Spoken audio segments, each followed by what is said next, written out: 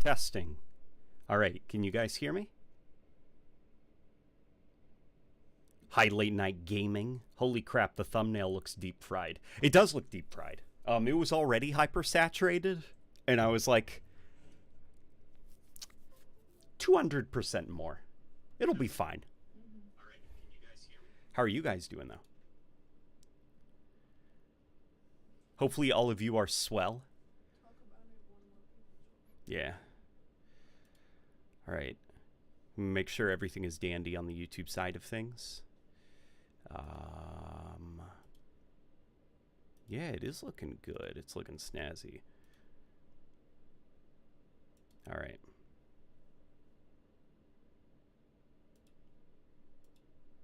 All right. How are you all doing? Volks, Death Corpse Models, Commander Apo, Krusty, Crippling Crunch, Tori Jameson, just generic. We've got Prince Jakali. I hope I said that right. And of course, Frozen Fire. How are you all doing? And of course, first comment goes to It's Two Cat, who says Halo with a frowny face. Anyone like Halo Reach Firefight? Oh, brother. I love Reach Firefight. Until Halo Infinite, at least, I considered Reach Firefight to be the peak for the series' firefight modes.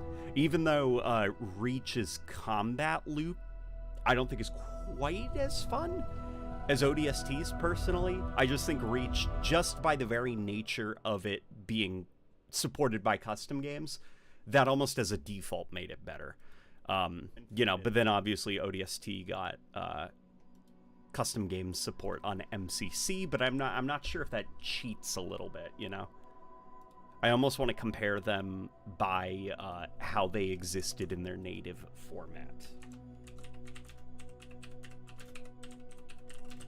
Talking about Halo Infinite, the Halo show, and probably why I haven't uploaded in a month. Okay. Why I haven't uploaded in a month. Alright. There we go. Here we go. Replayed the latter half of Halo 4 today. Amazing, by the way. And I noticed a bug on MCC where cutscenes will occasionally play with all dialogue muted. No idea why it happens, but it stinks, dude. That sucks. Halo 4 has like a lot of weird audio-related problems. I noticed that after the 4K update for MCC, the Warthog's engine now doesn't play back correctly. And the specific issue that causes the energy sword to sometimes lose its sound effects in multiplayer, it's extended to a couple of other guns, and it didn't behave that way on the 360 hardware. So Halo, I think more so probably than the other games in the collection, Halo 4 suffers from the weirdest audio issues. The fact that you play as a Spartan in Reach Firefight made it fun too. Hello Volks, says Halo Jerome 092 fan. With king emojis, of course, because Jerome is the king. Oh yeah, the Cyber Showdown operation is ending in a week, which good. Good, very good.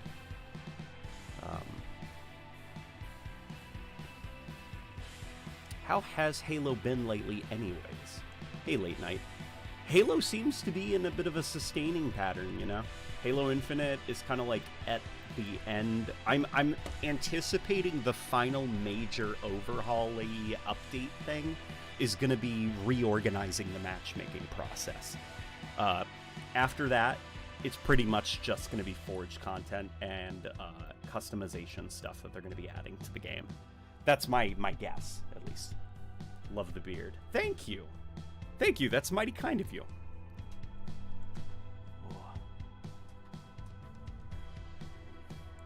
Oof. Let me mute the monitor quickly. There we go. Okay. Oof. Thoughts on dual wielding in the next Halo title and how it should be handled. I'd love dual wielding to come back, I almost don't even mind it in its original form. It definitely makes, I think, balancing weapons a little bit difficult, but it works for the most part in Halo 2 and Halo 3. Oh no. Okay. Rebecca's game is currently patching, so I will goof off in a quick match.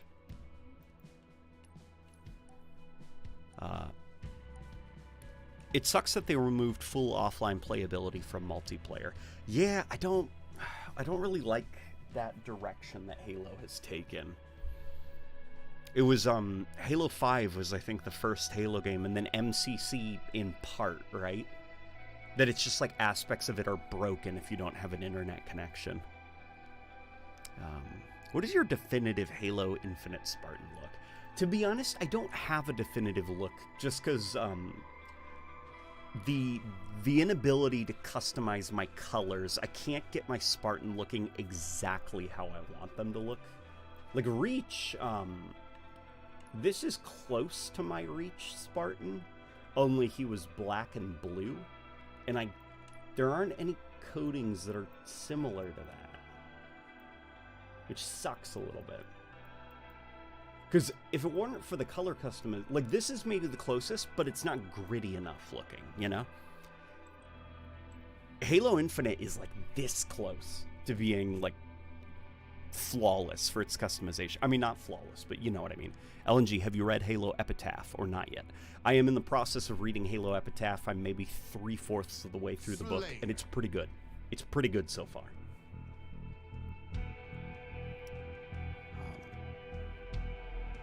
Halo as a franchising is agonizing. They just focus on PvP and making money out of it.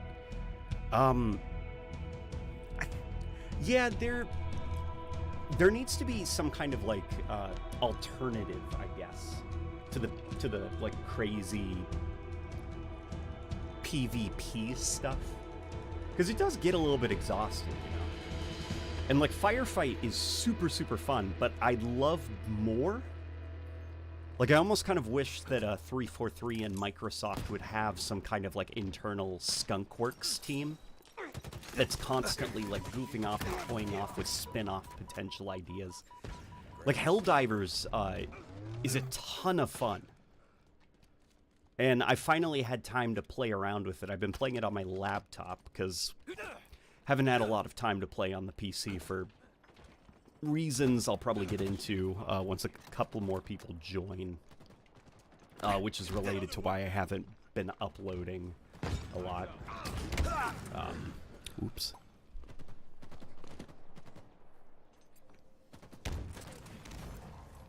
What's up, LNG? Been watching your streams for a while, but don't commit. Nice to finally join the conversation, says Clayton.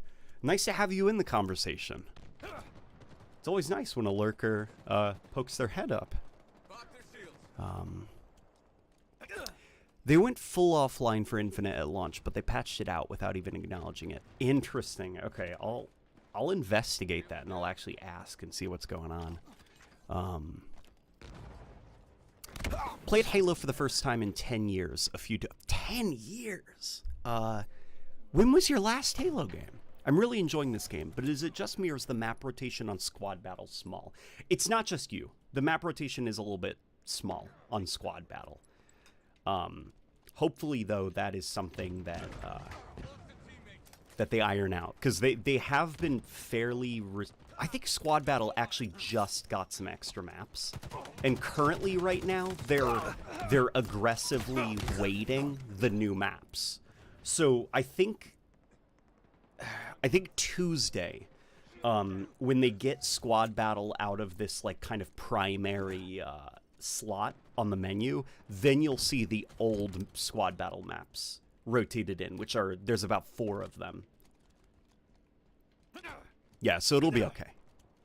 I'm new to the channel, but I really like the content, says Death Corpse Models. I appreciate it. I'm glad that you like the content, man. In fact, I think I saw somebody up a little bit on the chat who said that they're relatively new to the franchise, period. Which is kind of interesting. It's interesting always to see like new people getting into Halo. Dude, there were people on the Halo subreddit when the finale of the Halo show season 2 aired that were like just getting into the games because they liked Halo season 2, and they were like, hey, like watch the season 2 finale, that was really fun. Where should I start if I want to get into the games? And it's like, that's cool. That's cool. We can argue about the specifics of the Halo show, but it's cool that it's drawing people into the franchise, I guess. Hey, we got Halo VFX in here. Dude, I rewatched your animation with, I forgot what you called it, with the Starry Night-like thing. It's maddening how cool you make the Banished look.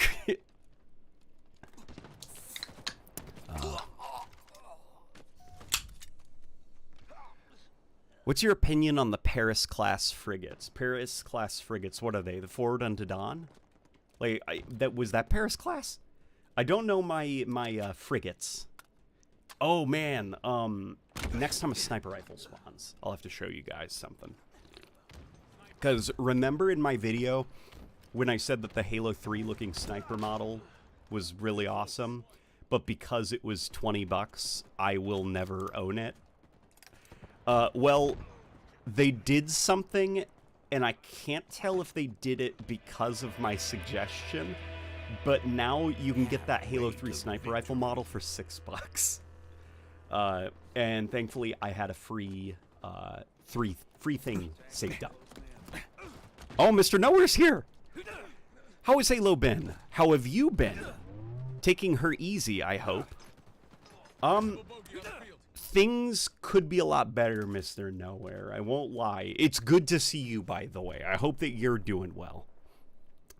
So unfortunately, the reason that I haven't been uploading lately is my mother-in-law, Rebecca's mother, she has cancer. And, you know, it's been very hard on Rebecca, especially. Do we say what stage it is? It's stage 4, you know, which, yeah, that's not good. So it's lots of time kind of like trying to support Rebecca, trying to kind of like figure out, I guess, like, I don't know. Yeah, the next steps and stuff, so yeah. It's been a tough month, not gonna lie. And Halo has been kind of like one of the things keeping us sane during this really hard time. Which is nice that Halo seems to be doing relatively fine, you know, all things considered. Even Halo Season 2, you know, it's not the Halo show that I think Halo fans are probably deserving, but it's nice at least that general sentiment around it seems to be more positive. Yeah, look at this. I got the Halo 3-esque sniper rifle. Yeah, so if you've saved up some of those achievement points and stuff. Sorry to hear that for you guys. Yeah, you know, trying to make the most of it, I guess. And still kind of like, I guess, I think Rebecca's got a lot more to say, which she can say it when she feels like it. Yeah, Rebecca's just generally depressed, so that's why she's not talking quite as much. You know, not to be a bummer. Because I know not everybody's going through what we're going through, but...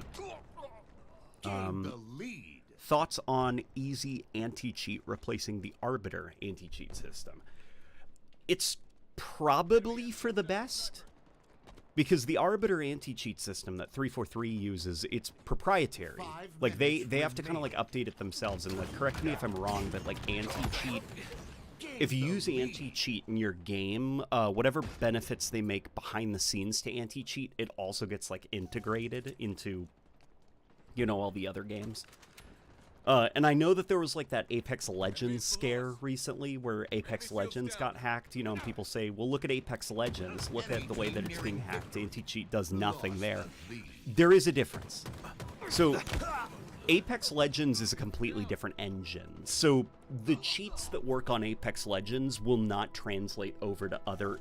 Like, the anti-cheat prevents you from getting access to the game's files and modding them on official servers, you know? And in order to mod them, you have to be tampering with, like, the game itself. So Halo already kind of, like, just generally... if you're playing ranked and stuff, I guess, like, at the higher ranks, the anti-cheat has never been amazing, but I don't think anything is going to change substantially. It's already been kind of like, you know, the anti-cheat, and switching over to easy anti-cheat's probably not going to make much of a difference. It's just going to be, like, a cheaper solution on 343's end, because then they won't have to have kind of like an in-house team building this anti-cheat system and being woefully under-resourced and understaffed. I'm sorry for that. That's genuinely awful. I'll pray for you guys. I appreciate it, Frozen Fire, and Rebecca appreciates it too. This is the first time I think that we've talked about it more openly. And so yeah, you know, Rebecca, she is on Twitter. If you guys want to wish her well, I'm sure that she would appreciate some of the messages. If anybody's gone through something similar, I'm sure she would appreciate some insight, because she's still grappling with, you know, this is going to be the first parent, I guess. Yeah, she just needs help with grief, I guess, is the best way to put it. But here we go. Let me join you, babe. But let's have some fun with Halo. Let's try to hang in there. Is slow-mo on, or is everyone just not talking much? Says Excalibur. Probably not talking much would be my guess. Mr. Nowhere says, we are in his thoughts. Thank you, Mr. Nowhere. I appreciate it, man. Firefight Invasion would be interesting. I think Halo Reach tried something like that. I have, like, I remember when I was younger, I had recollections of a mode where you had friendly grunts and jackals, and you played as an elite. And it was you versus Spartans. And I was surprised, shocked, dare I say, to find that that was not a weird memory. Like a false memory. It was indeed true, just nobody played it. Oof. Alright, baby, take us away to squad.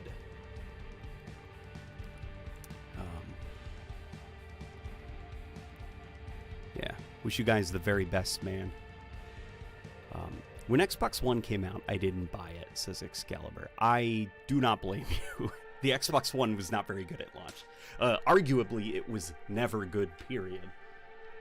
Until maybe the Xbox One S, Xbox One Slim, the white model.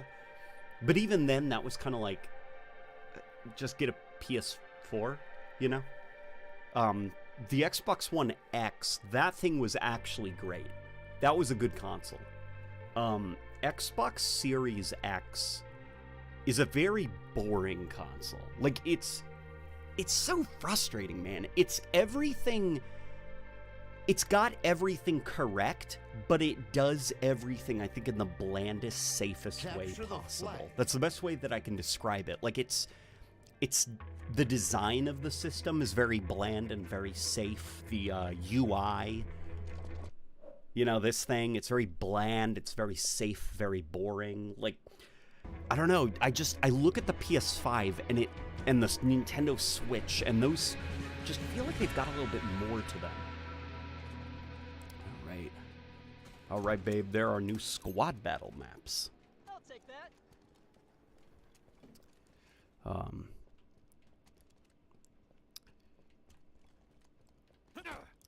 I didn't want to buy it. Eventually, I stopped playing old Halo games since there was nothing really new for me.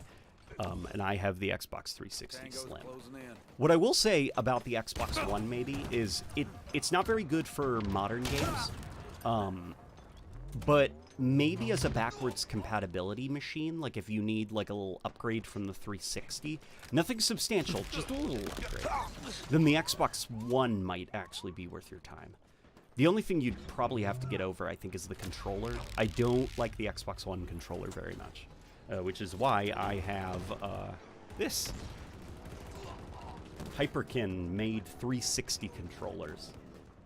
And I think it is my favorite controller behind the PS4 controller, which is wild. I never in my life thought I'd be saying, yeah, the PlayStation controller's pretty good. Ugh. Yeah, the Series X's main issue, I think, is the UI. It's absolutely sauceless and makes the Series X just feel like an upgraded X-Bone more than anything. It's just boring, man. Like, when I get a video game console, I kind of want to feel like a kid, you know? Like, I want it to feel kind of like a toy or like a futuristic gadget. I miss the Y2K craziness. Everything's too boring. It feels like a Windows operating system. Where you at, my love? You want to get in the bus? Oh, you died? Alrighty. Here, once you respawn, get in the bus. Where are you? There you are. Alright, babe, get into the... Oh, no! That's the guy. Spartan down. You're in the passenger seat. Dude, I can't imagine liking the DualShock 4. Personally, it's the ultimate carpal tunnel factory for me. I agree. It took me a little while to get used to it, and believe me, I don't think I quite understand why I think it's the size of the thumbsticks, to be honest. And then the smaller size of it. Like, it's small, but it's wide.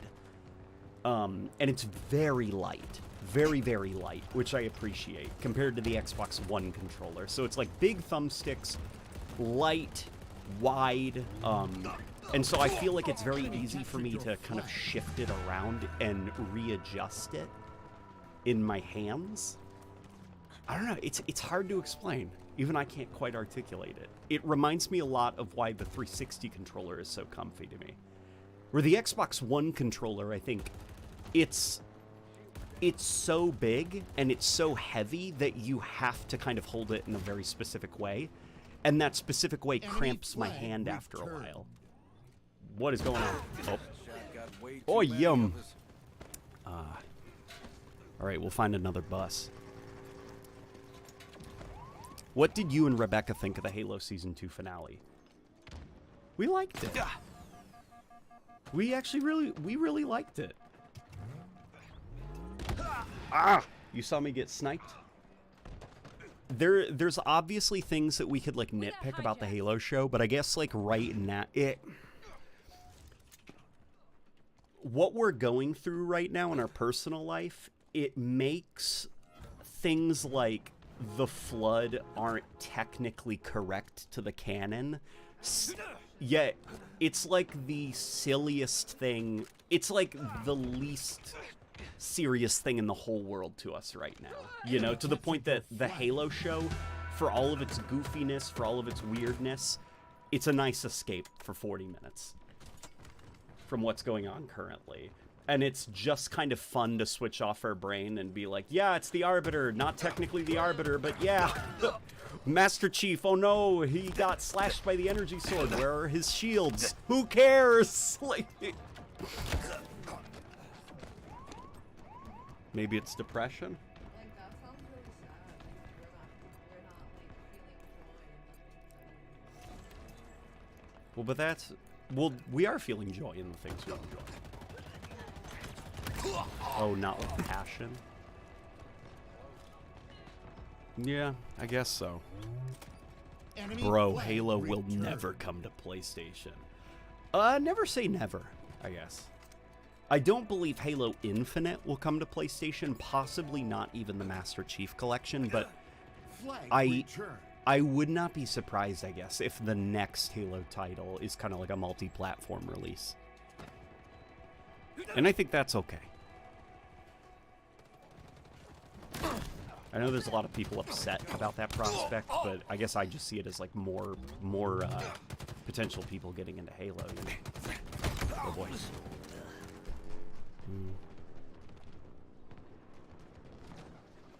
I'm mad about them changing Guilty Spark's voice. Tim Didabo is iconic. Yeah, it's probably not like the Guilty Spark. It's probably just a monitor. Just since they've already like, okay, the Halo show has Arbiter. No, not the Arbiter, an Arbiter.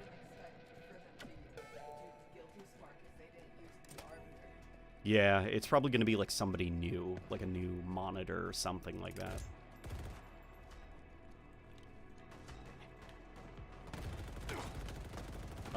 But they're clearly trying to like go for the same vibes. Like his speech pattern, the kind of like he's a lot more like sleepy, I guess is the best way to describe him. He's like very calm and almost like vaguely disinterested. But you know what is something that does bother me about the Halo show? I am so tired of everybody speaking in trailer quotes. Because I think of like in the games where he's like, I am 343 Guilty Spark. Would you like to know more information about the installation you are on? Like, and then in the show he's like, it's awake because you've arrived. And you've arrived because it is awake. And it's just like, why are you talking like this? Like, you're a computer. Like, imagine if like the computer is like, I turn on like Windows 10 and instead of like Windows 10 just booting up, it's like, good, you've arrived. As the sun rises, so do you. That just bothered me a lot, hearing Guilty Spark say that, because I'm like, what? Why would he talk like that other than to have it in a trailer? The monitor in the TV show doesn't seem very happy and energetic. Yeah, he's definitely a lot more mellow. I actually do not mind the voice, and I think the design looks really badass. He reminds me a lot of the original Ghost from Destiny. Before Nolan North took over, back during Joe Staten, where the idea for the Ghost character was not that it was like this very happy, like, let's go, Guardian, but it was more of like a kind of like grumpy, like mumbling, like, oh, okay, I guess it's up to me again, I'll find two sticks to rub together, blah, blah, blah, blah, blah, you know, and just kind of like floating off and grumbling.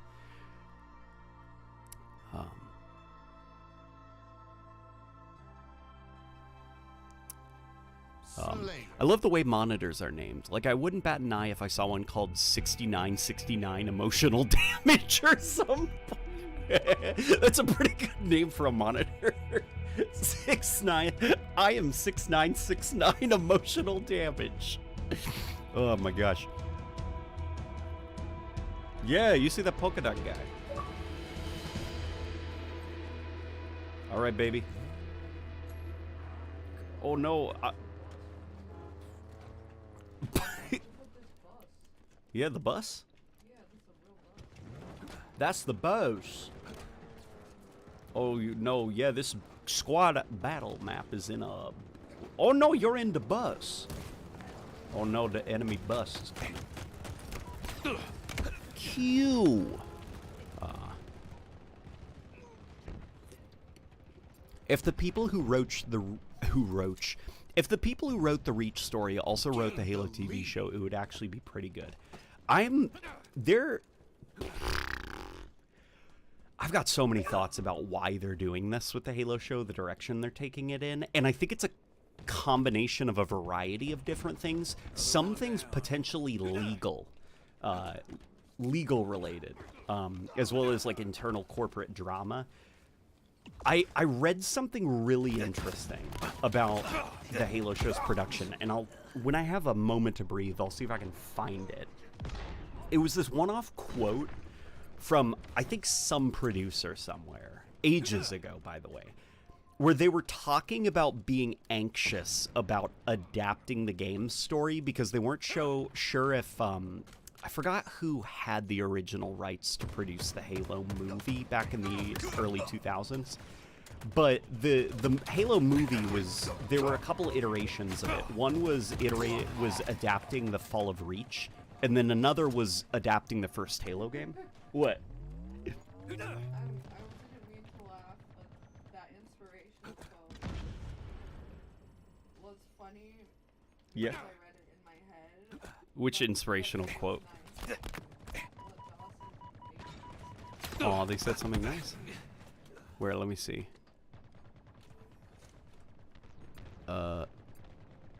Dawson, life can be like a bow and arrow. You need to draw back in order to be shot forward. That's, yeah. True. And you know, there's another quote from the Halo show that's actually been very helpful. It was like the don't, like, what was? Rebecca just said true. Yeah, you just said don't. Yeah, don't. It was something along the lines of like, don't be scared for yourself because you have to be scared for me. Or something like that, so you need to be watching me and making sure that I'm okay.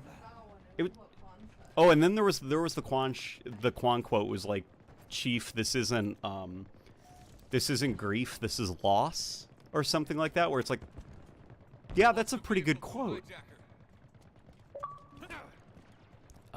Neil Blomkamp, I think. Yeah, Neil Blomkamp was involved in one of the iterations of the Halo show. But what I was getting at was, I think that they might be worried that the original studio attached to produce the Halo show, or the Halo movie, they might have come after them and been like, you used some of our material that we developed for the Halo movie.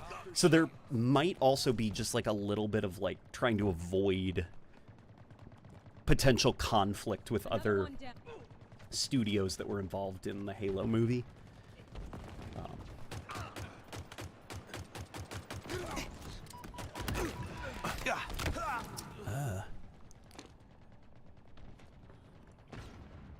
My first Halo game was Halo Reach. Okay. That was a lot of people's first Halo game. Well, I guess now, because all the people whose first Halo game is Reach, they're getting to the point where they're getting up there in age. Another one down. Dang, 7 invites now. Oh yeah, I've been spammed with invites. Who is it? Sudsy Coast.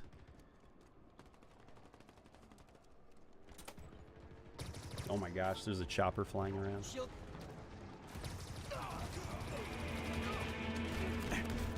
Enemy halfway to victory.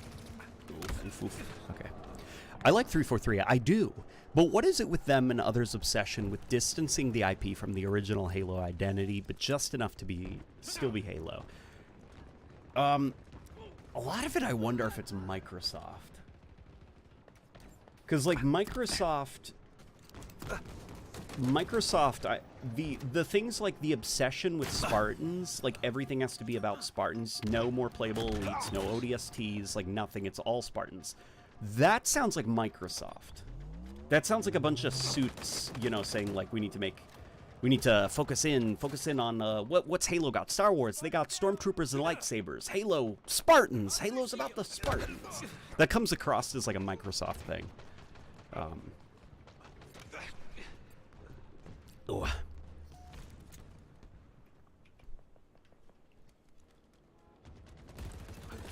I still wish we got that Halo movie. Yeah, the script for the first Halo movie, the adaptation of Halo 1, it was something, but I bet it would have been a very fun little movie. Like the fact Master Chief had there was like subtle romantic tension between Master Chief and the pilot of the Pelican that had like 3 lines of dialogue in Halo 1. Like, that's pretty good.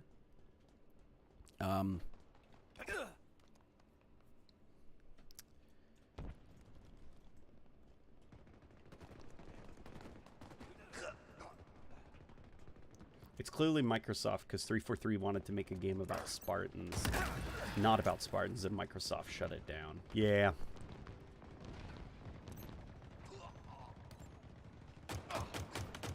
Yeah, there's a lot of value in the Halo franchise that is currently going untapped. And it's very annoying, very irritating. Enemy team nearing victory. I'm a Halo fan. I want to be milked. That got no reaction out of her. That's okay, baby. You want to do some crocheting? 5 minutes remaining. Okay, baby. Yeah, dude. Yeah. And then now people are they know what's going on. Christ bless you. Missed you, man, says Chris. That's very nice of you to say, Chris. Thank you. We do need the prayers, if you're into that thing.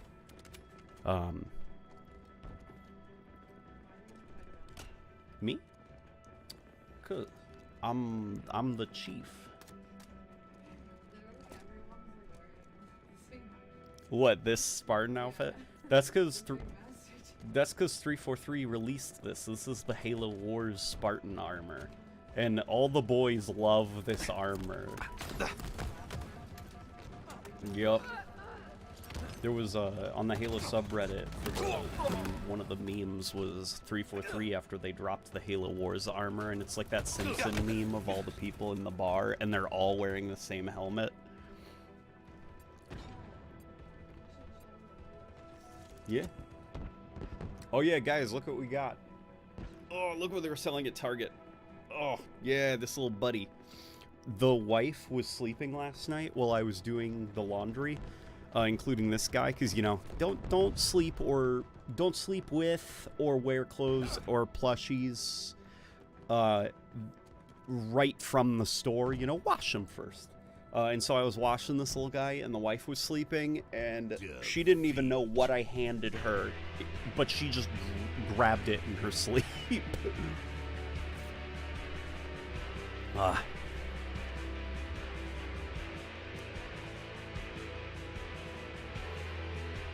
LNG, are you going to play Halo Wars 2 on stream again? Big Age of Empires 2 person myself, but Halo Wars is pretty awesome. Really enjoyed that stream. I could probably do it again. I should play through all the Halo games for a stream. Like, starting with Halo 1. Yeah? That would be fun? Yes. That is okay, baby. Yes, you can turn it back on if you need to. Yeah, would you guys be interested in a stream where I just play... I mean, maybe not a stream, one stream, but a series of streams? Where... Yeah. Yeah, you know, just like a little late night gaming. We'll do some squad. Can you wear it? No, not the plushie. I mean, you could probably shove your head in it. It's like a squishmallow. Yeah, the Oh, the evolution of the jackals is coming along. It's coming along. I'm editing it still, okay? It's slowed down a little bit, you know, for reasons. Reasons that I'm sure you all understand now, but I am close to completing the first draft of the Halo 1 portion, and after that, I'm going to expedite things, speed things up a little bit. Halo Wars, the LNG Chronicles. The LNG Chronicles. Oh, Q Alter's here. 1v1 me, it'll be fun, says Q Alter. How about instead of a 1v1, we do a co-op? Because Halo Wars, that is co-op. Oh, you would do co-op? Yeah. Yeah. Yeah, we could play through the Halo games in co-op. Yeah, we'd pick a lucky. Yeah. Austin 8 or V2 was gifted a membership. Same with Ronan. Joy by J. Alexander De Gregorio. And Connor R. All of you guys, your emotes are available to spam in the chat, so you desire, such as Craig. We should probably get something from the Halo show, too. What should we do? Should we have Master Chief screaming? Or something more fun? Maybe Kai with her pink hair?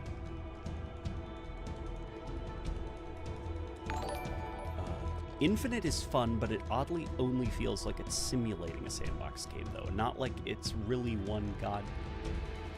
Like it's really one, God forbid, weapons can be found on. Hang on. Can be found on the ground, minimize player physical interaction, minimize two-player vehicles, minimize gravity. Yeah, I do agree with that. I wish Halo Infinite would loosen up a little bit with player gravity, player physics, and stuff like that. The weapon rack stuff, I have been happy that they are loosening up on that. Like, on the Valhalla remake, you can find weapons not on the ground. Like, they're not on the ground, but they are in different holders, I guess. They're in those, like, the drop pods. But I do wish that there were more ways that they could... More vectors of just having weapons not attached to a wall. Because I do understand... So, like, with Rebecca, I think a big perk of the wall racks that I had never really considered until she started playing Halo was that it helped teach her that Halo isn't like Call of Duty where you pick a gun and you pick a billion attachments. Like, every gun's the same, you know, like the battle rifle will always be the battle rifle, and you can find the battle rifle on the wall. And so she knows to kind of look at the walls to see what guns are there. But, in the older Halo games, the guns were just, like, on the ground. And you could easily miss them if you ran over them. So I do appreciate that. The limitation, obviously, of having them attached to walls is that, you know, unlike having them be kind of, like, just laying around, you can't have, like, say, one leaning against a tree or one on a desk or something, like in the older Halo games. They always have to be physically attached to a wall. So I would like more things, like little weapon holders that are just kind of like out and about in larger open spaces that have weapons. LNG, my cat is meowing at me. I think, correct me if I'm wrong, but I think cats are known for that.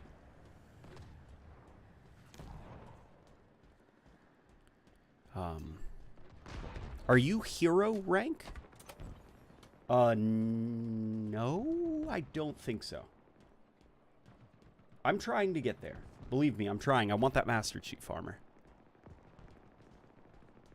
I like the wall racks because I have ADHD and often forget the locations of guns in the older Halo games.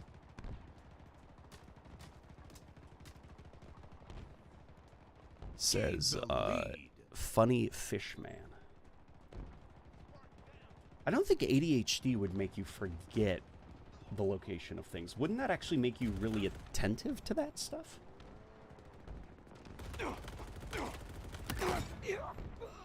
I guess it depends on which Halo game you're playing and which modes, because they do, like, change up the weapon spawns depending on the mode. Here, this guy can't hit me, or he's not hitting me, and he's just letting me fill up his warthog with lead. Oh god. There is a spider in my room. Am scared, says Nicholas. Nicholas. Gain the lead. It is up to you to take up a napkin or a cup and kill that spider or free it. That spider's life is in your hands, and you get to decide its fate. You are God, is what I'm saying.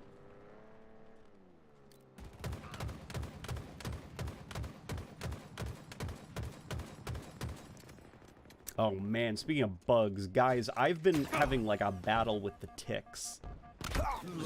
There were two one day after another incidents where I wake up from a nap with a tick on my torso. The first day was we wake up from a really long nap and we go to shower, and I think that it's like a scab or something on my back, and it like I scratch it and it won't come off, you know, and then lo and behold, I yank a tick off my back, which you're not supposed to do, and now I have a bug bite that itches a lot. Yeah. And then yesterday, or was it yesterday? Yeah, it was the next day. I was going to the bathroom and I felt tickling on my shirt. And, you know, like chest hairs tickle. That's what they do. But I was like, you gotta be kidding me. Not again. And I lift up my shirt and sure enough, there's like a little tick trying to crawl up my chest. Enemy halfway to victory. Yeah, and both times were after a nap. So now I'm scared to nap. I'm scared that they're coming for me while I'm least expecting it.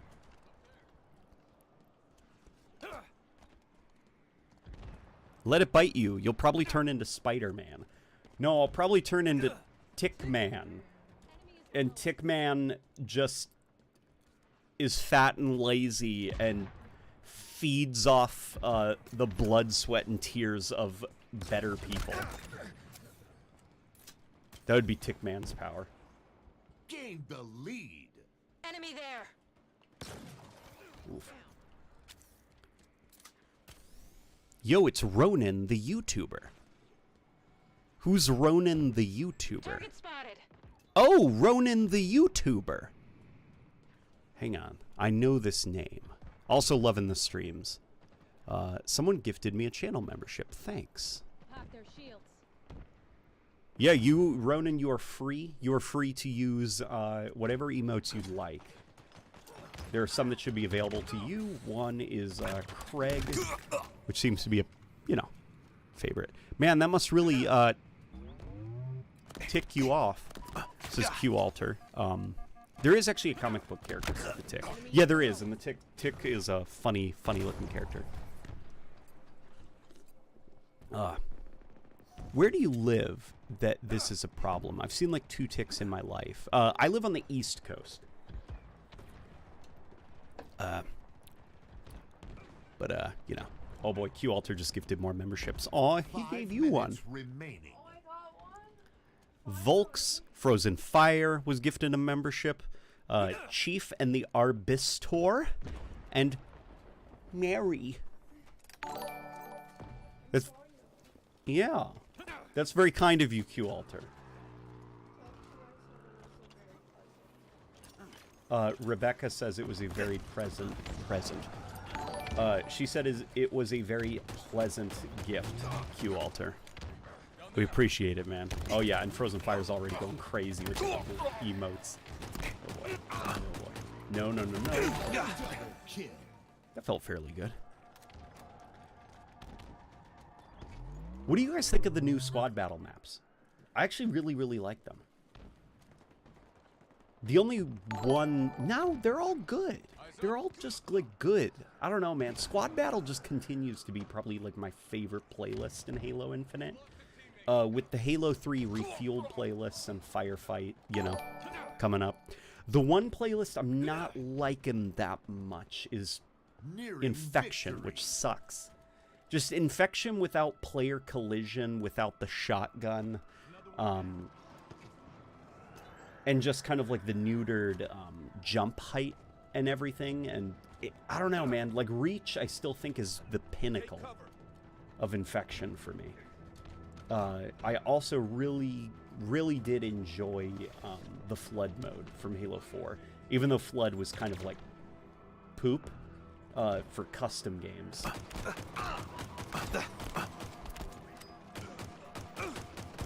There we go. Okay, good.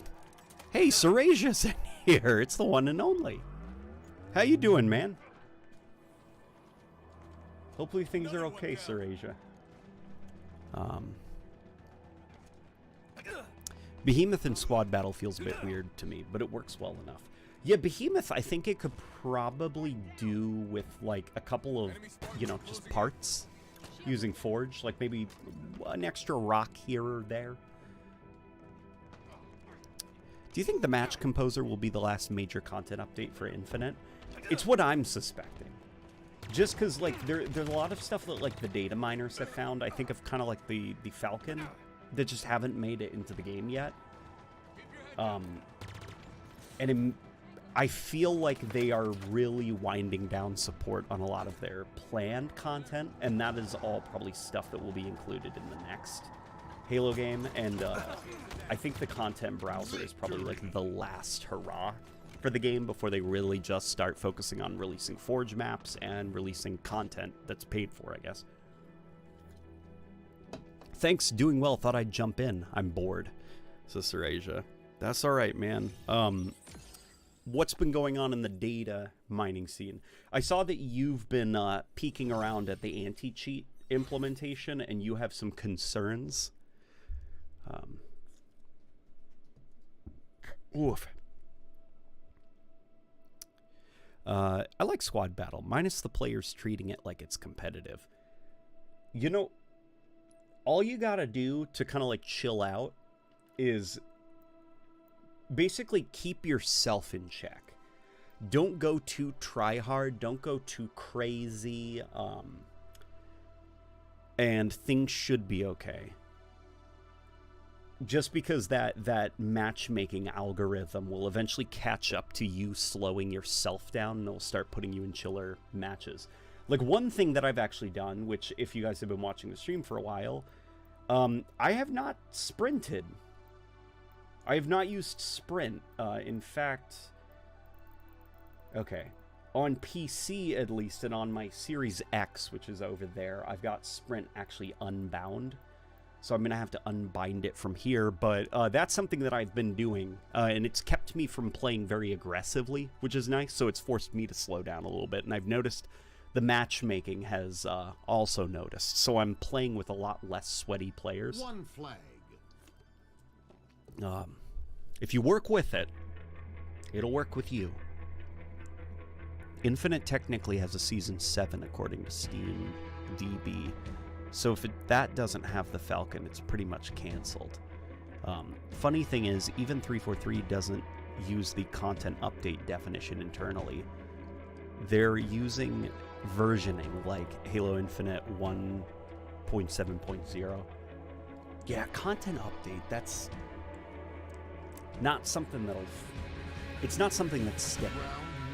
And also, like, what they measure as a content update, I don't think the community would measure as a content update. Because there's stuff like bug fixes, which I don't think the community would consider content. That's just, like, quality of life improvements. And then there's things like store updates, where it's like, again, that's not really content, you know, that's monetization stuff. Like, content, I guess, would be more like the addition of the Covenant Forge pieces. I'd consider that to be content, because it's like, hey, that's kind of cool. That's something that, like, tangibly changes the game.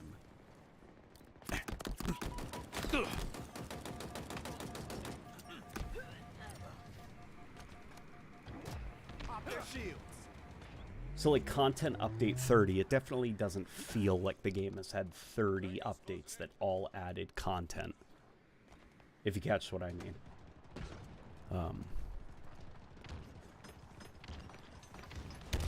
Falcon is the best Halo vehicle. I will fight on this. Yeah, the Falcon is a great vehicle, and it's a pity that it still seems cursed, doomed to never return.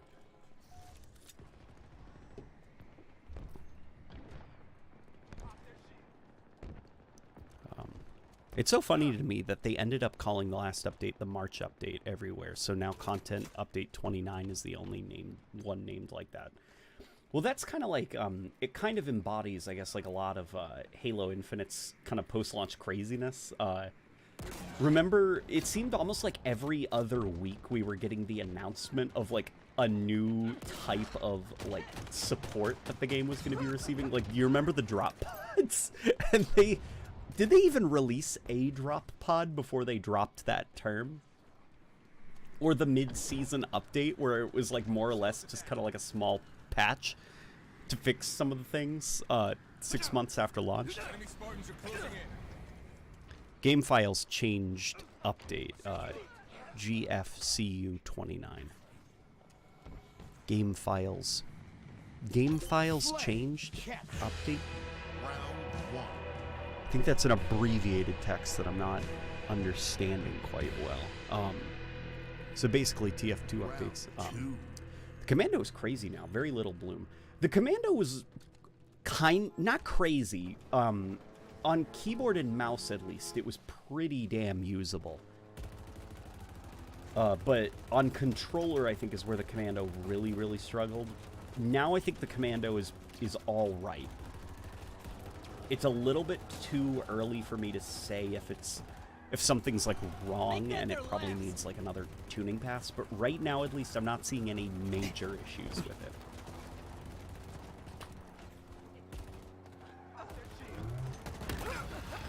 The one that I am a little bit confused about is the sniper rifle.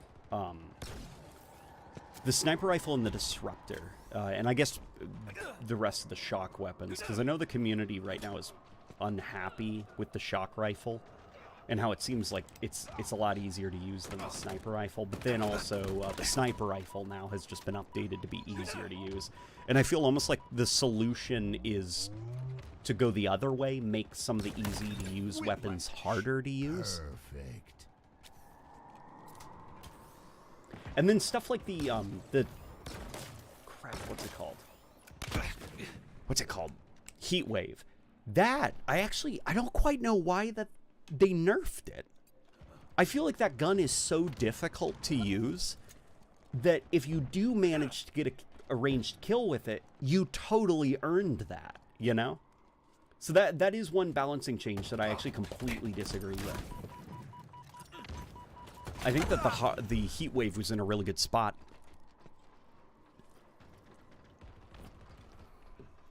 Hey LNG, glad to see you're streaming, says the Crusader. It's good to see you in here, Crusader. I meant like what 343 calls a content update is literally any update to the game's files, no matter how big or small. Gotcha. Wow, so, okay. It's like, yes, content has been added to the game, whether they are code changes or playable content. Got it. Yeah, I don't know. There's 343... Internally, it feels like a lot of the terms that they use are kind of out of sync with the way gamers use those terms. I'm kind of reminded of, like, the mid-season update, where that was more or less kind of like a delayed day one update. Like, it wasn't like, you think of like mid-season update when you look at Call of Duty or Apex Legends, and it's like big. You know, there's a lot of stuff added. It's meant to refresh the season through the midway point, keep the content feeling fresh. 343 used it, though, to describe a patch that they released midway through a season. And I guess now this content update thing, it's like another, you know, instance, I guess, of like their internal vocabulary being a little bit different from the more public vocabulary. Heatwave was only OP on land. Got it. I'd imagine, yeah, that's a good point. I'd imagine that a lot of the guns feel a little bit different on land.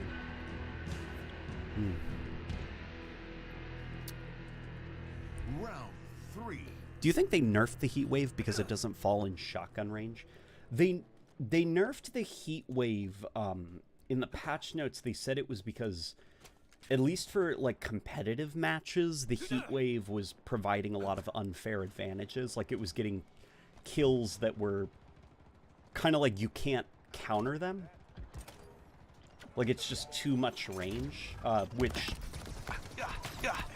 I don't know. I mean, you know me, I'm just like, okay, take it out of competitive.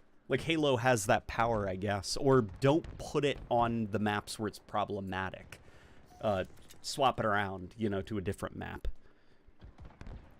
They really messed up the Ravager this update. You can't shoot through its flames and can grapple Enemy flag off it. return. Wait, really? You can't shoot through the Ravager's flames? That seems like a weird issue. I mean, there's a lot of stuff now after the networking update. I think that they've got to kind of like revisit the balancing of some of the sandbox, just because it is pretty clear that like a lot of the sandbox in this game was overtuned because of how like kind of spotty the old netcode was. So they had to overcompensate, I guess, for all the missed shots. there are quite a few weapons that I would maybe, you know, rein in a little bit, because they're kind of nuts right now. But yeah, the new networking model also has brought with it some odd issues. Mint Blitz showed that the pretty funny weirdness of, like, the higher your ping, the less you weigh. Yep, try it in Fiesta. It's really funny how the Ravager works now. Okay, after this match, we're going to go into Fiesta, and we're going to take a look at that. Another one down.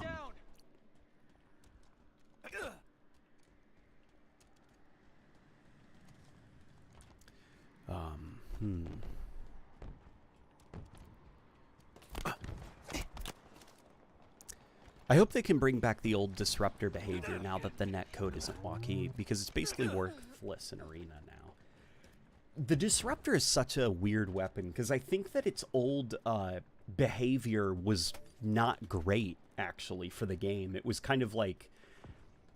It's like, imagine if you could shoot hit scan sticky grenades, I guess, where it's like the same kind of like, well, I'm dead, where all you have to do is land a couple of shots with it, and then it will slowly eat the person over the course of many seconds, and that person can't, like with a sticky grenade, you have to throw it to land it on somebody, so there is a bit of skill there.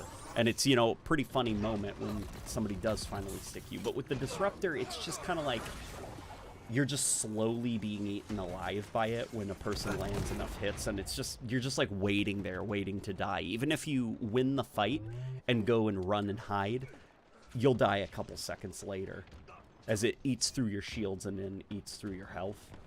And I thought that that wasn't like the most fun thing to be up against.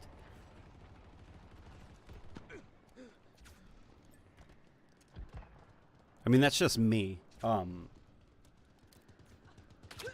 I think, honestly, like, just the disruptor, I don't think it was, like, a great idea for a weapon in general. They probably could have used the resources that went into creating the disruptor to make something else in the sandbox. But, thoughts on RVB getting one last season before Rooster Teeth shuts down? On one hand, I haven't watched Red vs. Blue since the Reach days, like when Reach came out. I kind of fell off Red vs. Blue around the time when they started using CGI, because by then, like, Red vs. Blue was taking itself a little bit too seriously for my tastes. But it, you know, it's sad. Like, Red vs. Blue is about as old as I am. No. I'm not that young. No, Red vs. Blue is... Red vs. Blue is about as old as the Halo franchise itself, so it's sad to see Red vs. Blue coming to an end.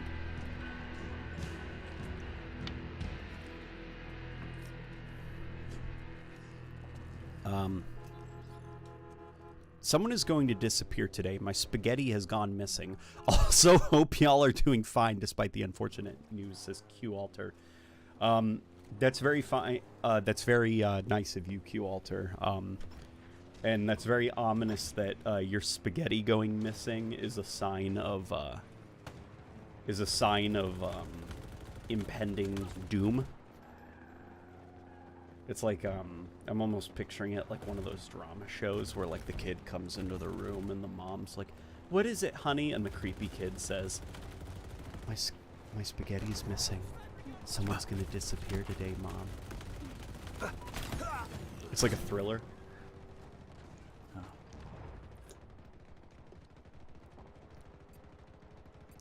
Am I the only one who feels the sandbox is all over the place now? With all these weapon tunings? I think it's the netcode more than the weapon tunings, because now with the new netcode, I almost feel like it's relearning how to walk, just because weapons feel so different now. And that's why I think, like, a little balancing pass is warranted post-netcode changes, because all of these weapons were tuned to work with the old netcode and kind of make up for its shortcomings. Could you breed a flood spore? Like the microscopic things that you breathe in? Or do you mean an infection form? The big crawly guys.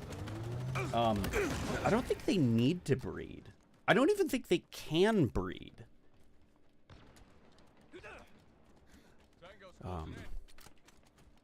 Hasn't Rooster Teeth done some very effed up stuff recently and just got called out for it on Twitter? Well, recently is putting it lightly. Rooster Teeth, they're for an extremely long time, they have been known to not be a very good company to work for, and like as an animation studio and a content creation studio. Like they're kind of, they were known for being very toxic and kind of like a dude bro club. Very high energy dude bro club. Like it's almost like a never ending college frat party. Is the vibe that I've heard. And it's apparently very frustrating to work at Rooster Teeth, very annoying, and you rarely ever actually made it up the corporate ladder at Rooster Teeth, just because, like, everyone were like, hey, you don't want to do that, dude, bro. Like, just stay where you are, dude. Like, nobody would take you seriously, basically. That seemed to be the vibe, at least. Like, if it says anything, back in 2017, there were some folks at 343 that were talking about, like, the red versus blue and how that works legally.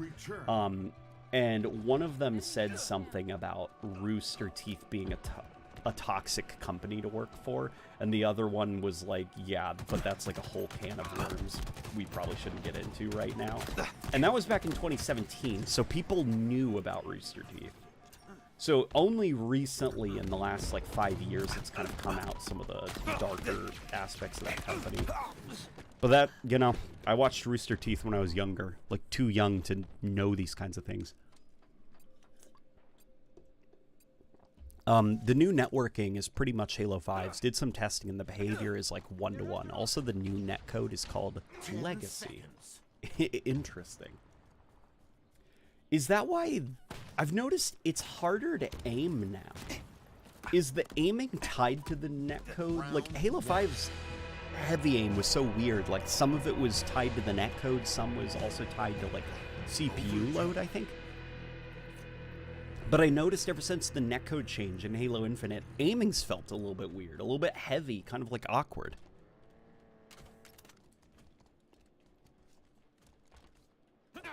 They did kind of turn into BuzzFeed for a while. Yeah. Do you think they would revert to the Halo 4 and 5 for the next game? I don't know why I'm paranoid about it. No. I think the only thing you have to be paranoid about is that the next Halo game will be unlike any Halo game you've ever played before. On one hand, that could be exciting. On the other hand, though, for folks, you know, who kind of want Halo to stay as like a good little time capsule,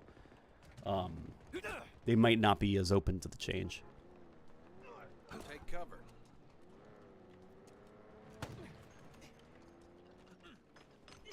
I miss the old cast. Oh, for Rooster Teeth? I guess I miss when Rooster Teeth wasn't like a company. I mean, I get that, you know, like that's kind of like, you know, who am I to say, like, you're not a real company and stuff. But I miss when it was smaller. When it seemed like just kind of like a group of friends, like back when it was red versus blue on Halo 2 and Halo 1. Around Halo 3 is when they started getting much, much bigger. And then Halo Reach is around the time when I think Rooster Teeth, like, kind of properly started operating itself like a company. And it was less of, like, a YouTube channel run by friends. You know, and then, of course, they got bought by Warner Brothers. And it's like, all right, you guys are officially corporate. Not that that's a bad thing, by the way. If you got to make the bag, if you want to sell your company, like, or be acquired, by all means, make money. But it's like, you know, Sarasia, gotta go. Have a nice stream, LNG. It was nice talking to you, man. Interesting insights from Sarasia. I just realized I'm in your game, LNG. I'm Hamburgor. Really? Oh, there he is. He's on the other team. Hamburgor. That's awesome. Why do so many of these gaming content creation studios have the same dude bro culture problem, dog? 30 seconds. Well, it's mostly because it starts as a bunch of dude bros who like video games when they're younger and their frontal lobe hasn't developed. And so they're like, bro, what if we made a company? Like, we're all friends. We could make money being friends. And then you hire people who are not your 10 friends. seconds. And then they kind of feel left out. Like, it's just kind of like a problem with, like, you know? Defeat. And that seemed to be kind of like the problem that Rooster Teeth had, Bungie had, like all these different studios. What's cracking, fellas? Says Has572. Nothing's cracking. I was gonna make a joke. But there is no joke there. I was gonna say nothing's cracking except for the Kraken, but that was in reference to nothing. There's no octopus nearby, so that's like, you know what that reminds me of? That reminds me of when Rebecca and we were trying to TechPon. Yes, of course, buddy. Get in here, Isaiah. I always play with you, buddy. We were making a list of things to do for the next day. And Rebecca was writing the list, and she was like, and of course, we also have to, it'll be a little bit hot tomorrow. It was like November, okay? She's like, it'll be a little bit hot tomorrow, so we need to remember to cool off. Like, there's no joke there. There's no joke. And then she started laughing hysterically. Like, there was, which made me laugh, but I was like, mad, because there's no joke. Like, why are you... And she added it to the to-do list. Like, it's gonna be hot outside, so we need to remember to cool off. It's like, what? There's no joke.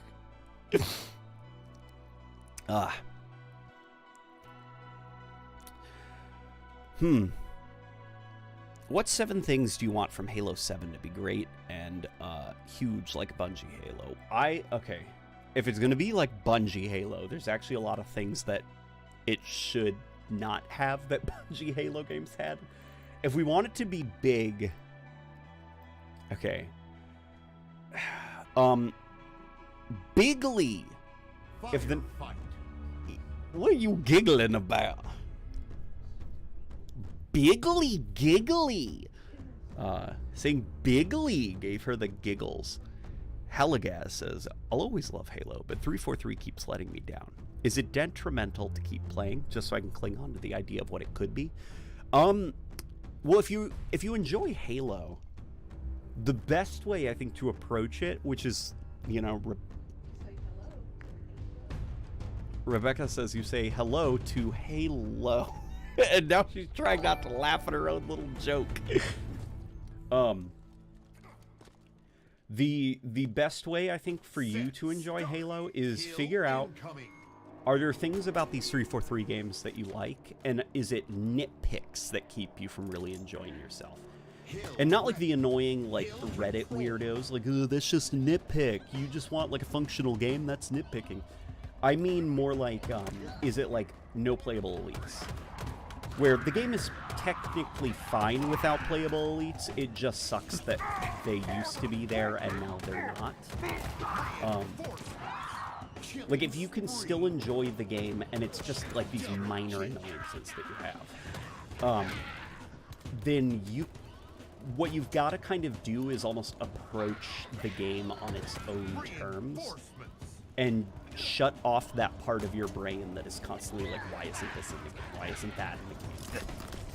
And just enjoy it, you know? Or surround yourself by, like, start playing Halo Infinite with somebody who's never played Halo before. And they'll probably be having a lot of fun, and by proxy, you'll probably be having a lot of fun, and it'll probably help establish, like, a good relationship with the game, which is what I did with Rebecca, you know? Halo Infinite was, like, her first proper time playing Halo. And because of that, there's a lot of things about Halo Infinite now that I just never considered before, but hey, that actually did help her get into Halo, because it was designed that way.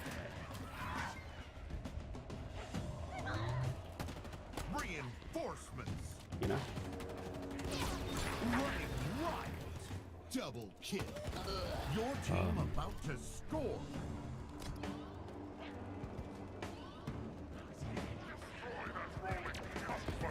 I have literally never played multiplayer except once on the MCC PC since as a kid.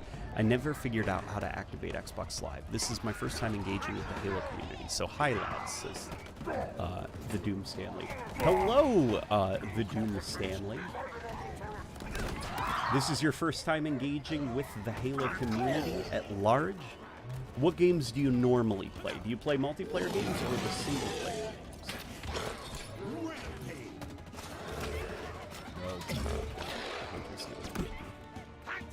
So, yeah.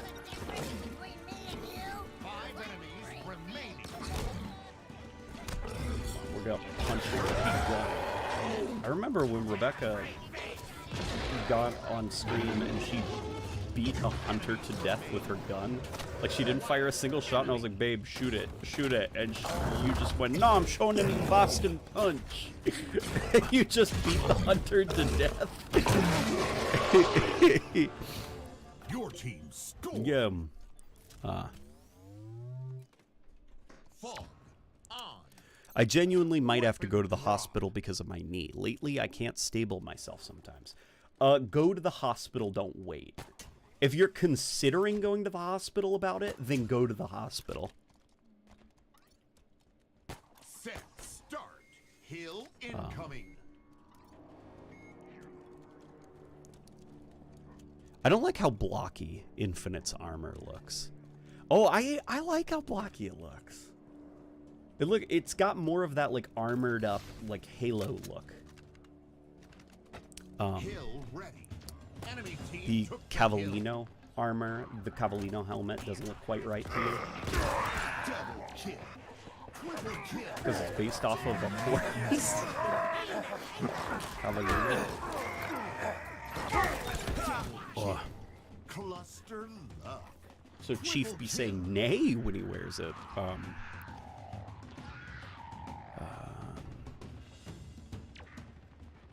I'm starting to get nostalgic for the launch of Halo Infinite, and this is incredibly scary to me for a few reasons. Well, Halo Infinite's like, how many years old now? 2? 2 years old? 3, maybe. Yeah, this year 3. Jesus. Hill control.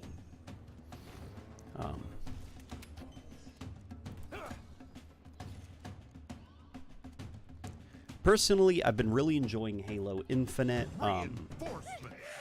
I'll kill you myself. Let me see. But I pray that the next one hits the mark. Halo Infinite was almost there, but not quite, man. Big fumble in the opening. Yeah, Halo Infinite, if it launched in the state it's in now, I think things would have gone a lot smoother. And I really do hope that 343 plans the next Halo game better. That way they can have a smooth launch.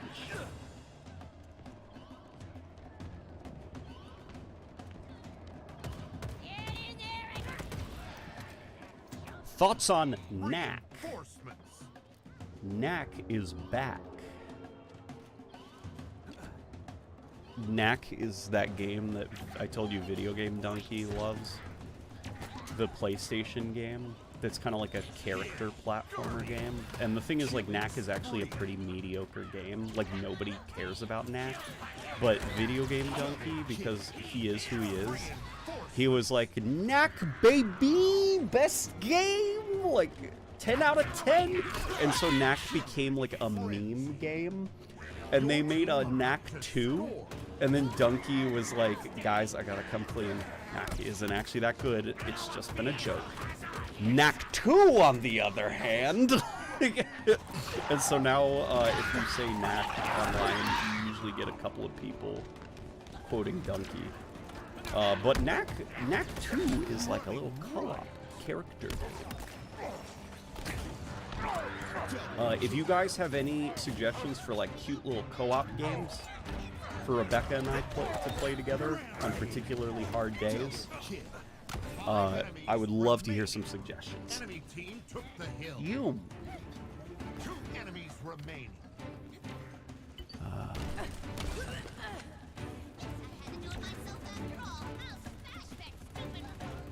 As a kid, as for reasons mentioned prior, solo games, and when I got my PC, I started playing multiplayer games. games. Gotcha. Your team What do you think of multiplayer gaming? Is it your thing, or like needs to be a specific kind of game?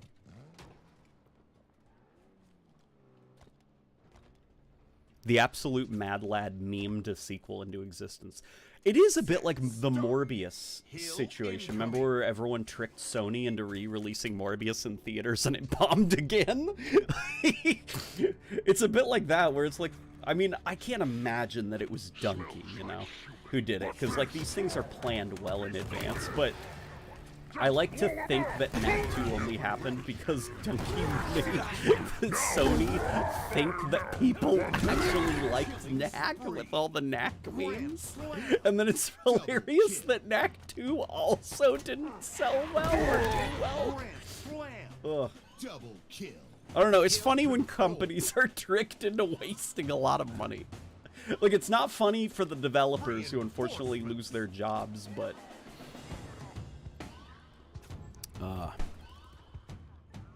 the Morbius re-release was fucking gold.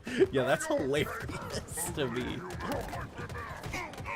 God, I really hope Kraven the Hunter is bad. Apparently there's a poster for Kraven the Hunter of him, like... It's like, weirdly... It's weird, the vibes. It's Kraven the Hunter, like, holding the head of a man turning into a rhinoceros. And it looks like erotic almost. I'm like, come on, Sony. Do what you're good at. Make a bad Spider-Man movie without Spider-Man. Reinforcements. Double kill.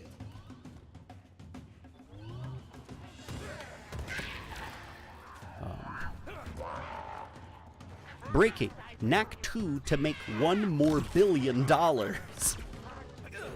Oh, we finally saw Morbius. Yeah, it was fine.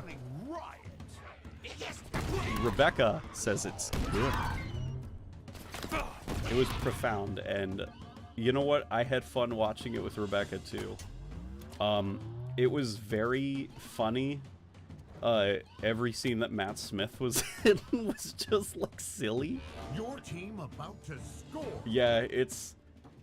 Matt Smith is a very peculiar looking guy, so Matt Smith trying to like woo women is like, I guess, I don't know, man, it's like if the Easter Island head was trying to be seductive. No, like the Easter Island heads, they have like a beauty that's like, they look like powerful. 5 enemies remaining. And also just like Matt Smith screaming Michael is hilarious because I'm not sure what Matt Smith's accent is, like what region it's from, but he does the funny accent. And Ackerson from the Halo show does the same thing, where they like don't do L's. It's almost like a O. So he's like, Michael! So Michael will be running away and he's like, where are you going, Michael? It's just very funny. I like Matt Smith a lot. I like that guy. He's a good actor. Love him. Was obsessed with him when I was younger, when he was the 11th Doctor. Yeah, I love Matt Smith. I like David Tennant more, but...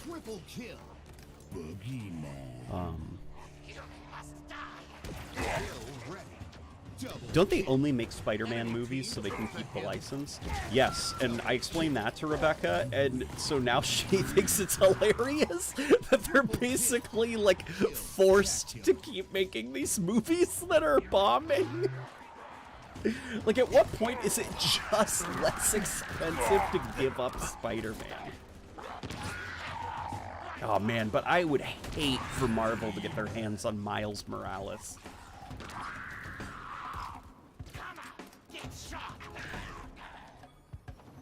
I would hate for Miles Morales to be like a part of the MCU.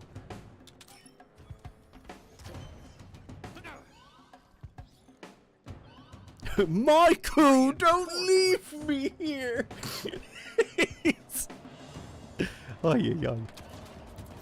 Jesus Christ, this community is nice. That's so nice of you to say, Doomslayer.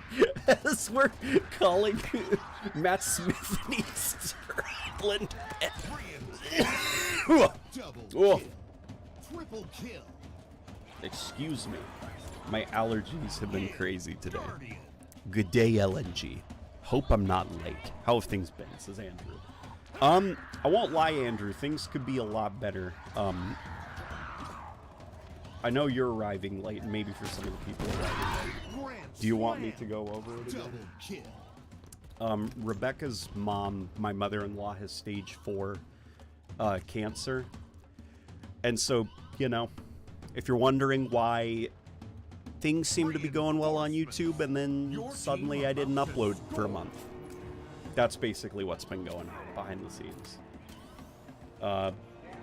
You know, lots of weird feelings, not knowing how to process certain things, grief, fear, uncertainty, all of that.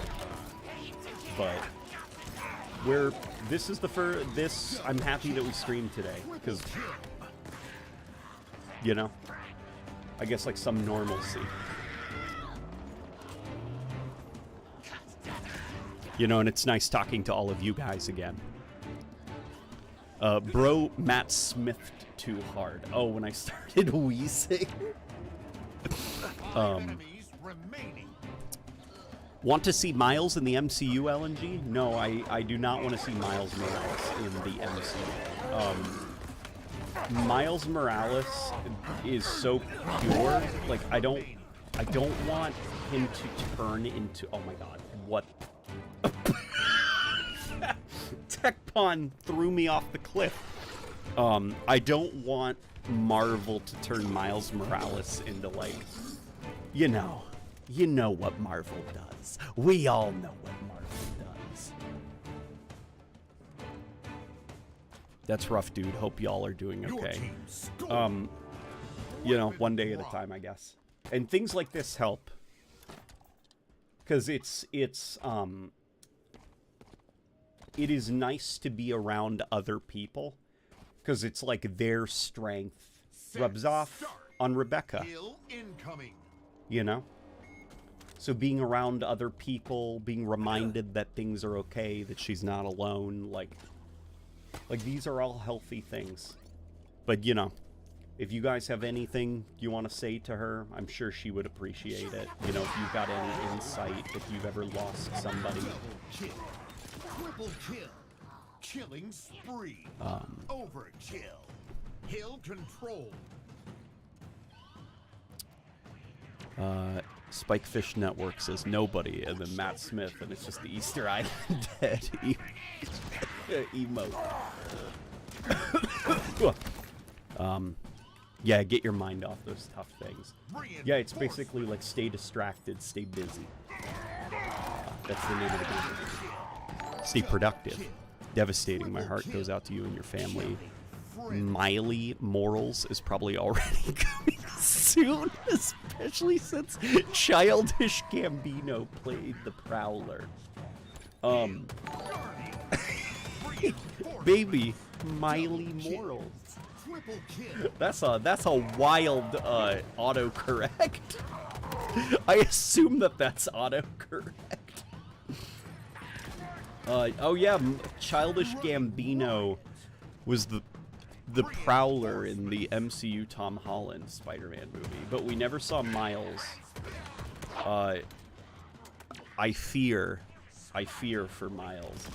Also, I don't even know if I could accept like a live-action Miles, because even the Miles from the Insomniac Spider-Man game, like Rebecca and I are both like, that's not Miles. Stop lying.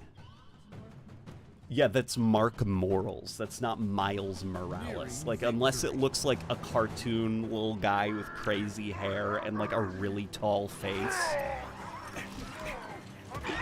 And really, really, really skinny little ankles. Like, that's not Miles. Unless he literally looks like a cartoon. Even the voice actor.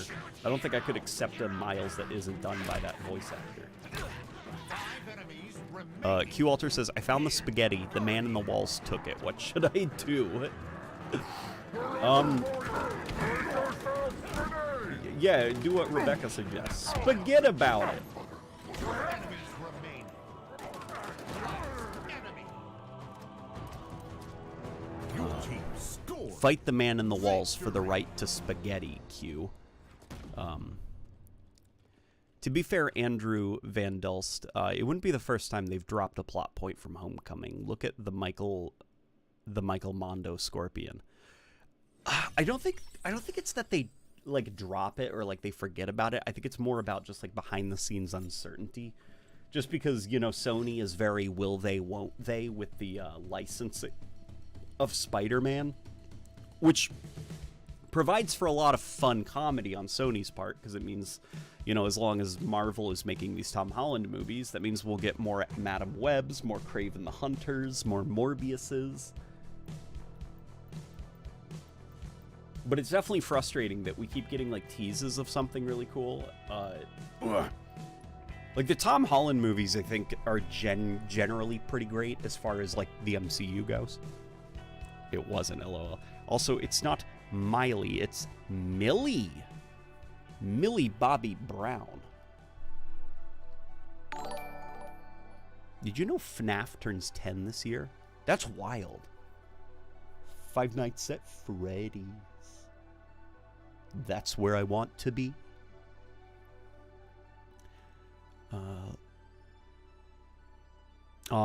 Spikefish, I'm sorry to hear about that, man.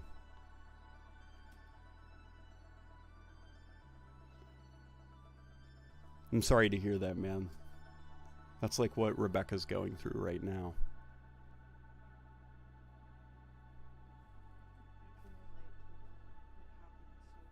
Yeah, Rebecca can relate to the it happened so fast. Wait, the Miles in the PS4 game is different compared to the comic? I figured there would be some differences, but how drastic? I only beat Spider-Man PS4. In the Miles game, I haven't played Spider-Man 2 yet. Well, oh god, if we want to talk about the comic version of Miles, it's wild. Okay, so in the 90s, Marvel started this thing called Ultimate Marvel, and it's essentially like modern, because Marvel, like Peter Parker being bullied and shoved into a locker, like that stuff came from the 60s when the Spider-Man comics were written. And a lot of, like, you know, the Avengers, Spider-Man, X-Men, like a lot of that comes from the 60s and 70s. So by the 90s, a lot of it was very dated, those stories.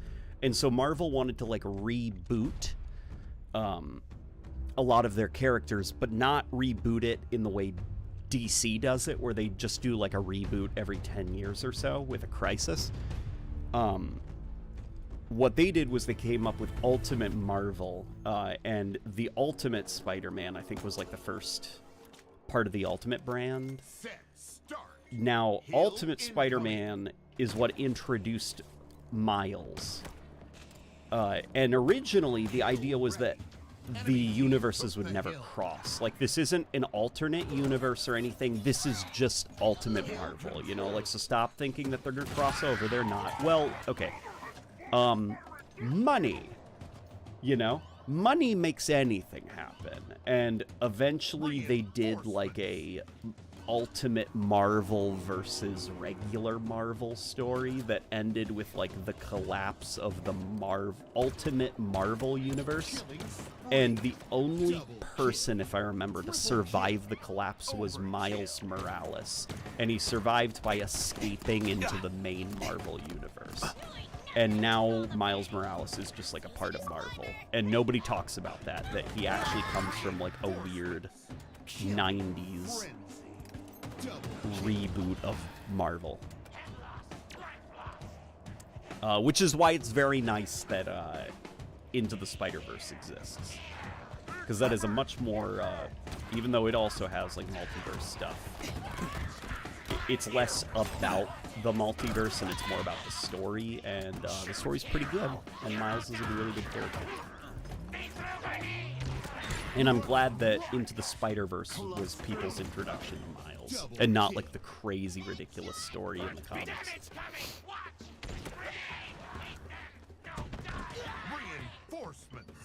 Aw. Isaiah, that's really nice of you. Rampage. That's really sweet of you, Isaiah. Oh, that makes Rebecca want to cry. Yeah, people love you, honey. You're not alone.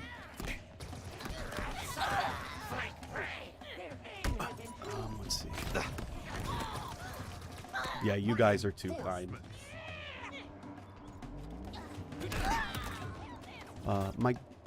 Let's see. The only thing I hate more than lying about Miles is skim milk, which is water that's lying about being milk. Who said that? Is that a quote from something? Nightmare. Guys, Rebecca appreciates what you're saying. You know, even if she's not being vocal right now.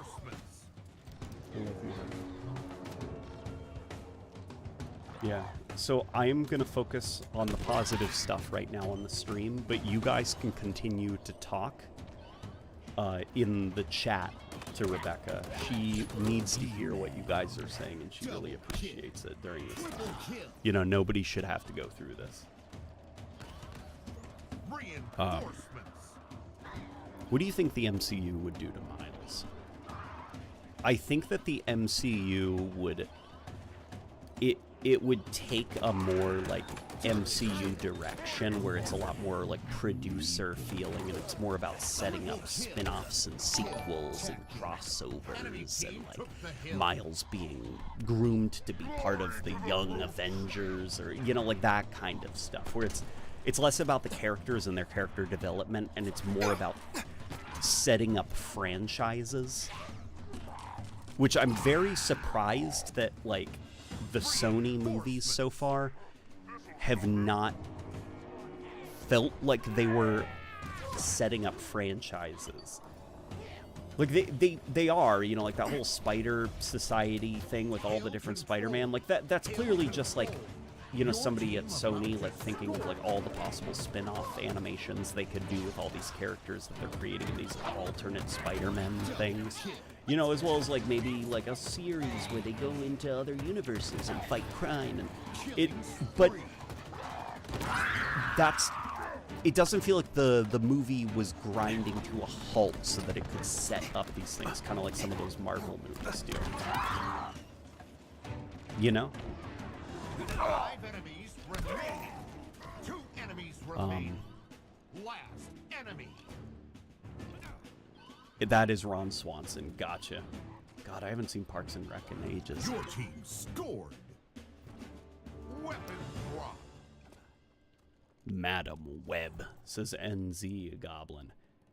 Have you guys seen that leak? The leak of the canceled multiplayer Spider-Man game that looked terrible, but I guess people were gaslighting themselves into thinking that it looked good? Oh, what you looking at, honey? There's a Cat Ears Mega Bloks Halo set. That's a good news. We should get that and build it. The little floodsies. Hill ready.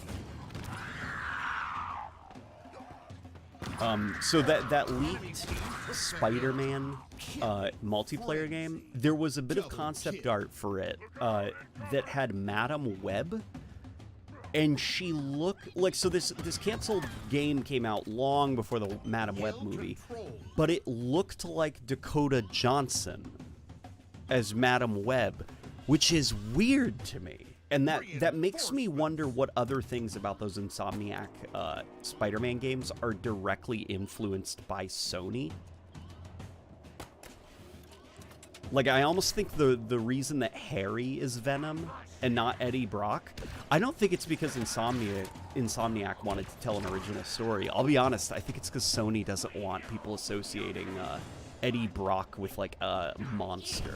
They want Venom to be, like, a goofy wacky because of their movies. So they're like, no, anybody but Eddie Brock.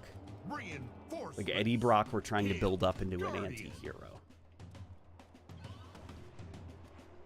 Thoughts on Mega Bloks compared to Lego? I don't even know enough about Mega Bloks for there to be a difference. Like, I guess I like Mega Bloks because it's cheaper. But, like, I'm not partial to one or the other, you know?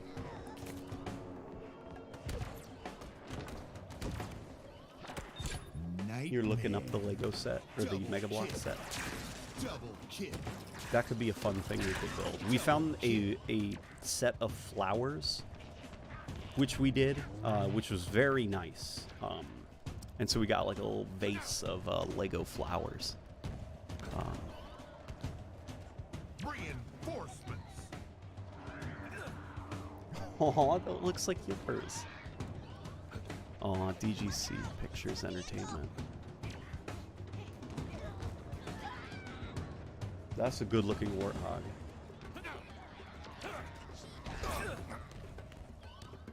Your team about to score. I'm really sorry to hear that, DGC Pictures.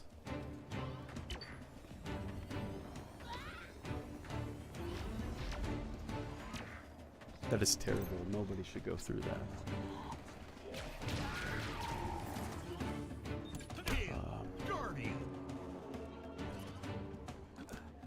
Looks more like it would be a side mode than a full game to me. Well, the idea was that it was going to be a live service Spider-Man multiplayer game with a battle pass and everything. Basically, it was like the Avengers. Well, not the Avengers. It was, I guess, more like Suicide Squad from the pitch, where it's like multiplayer. And then you go on these like little missions in the open world and you like fly there with your buddies. And I'm very happy that it was canceled. Very, very happy. Because I know everybody saw the leaked internal trailer.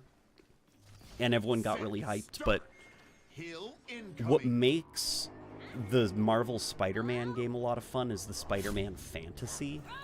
And, like, the fun of, like, zipping around, like, New York and stuff. And just, like, the atmosphere of being a Spider-Man. And I think that if you ripped that out and made the sole gameplay loop about getting from point A to point B so that you can start a mission, grind points for a battle pass, like the reward centers of your brain would be hijacked by a system like that. Kind of like, you know, how people burn out on a lot of these live service games because they're so focused on kind of the reward loop that the core game stops being fun because you're just focused on the activities that drive the battle pass. Protect your heads. The priority target.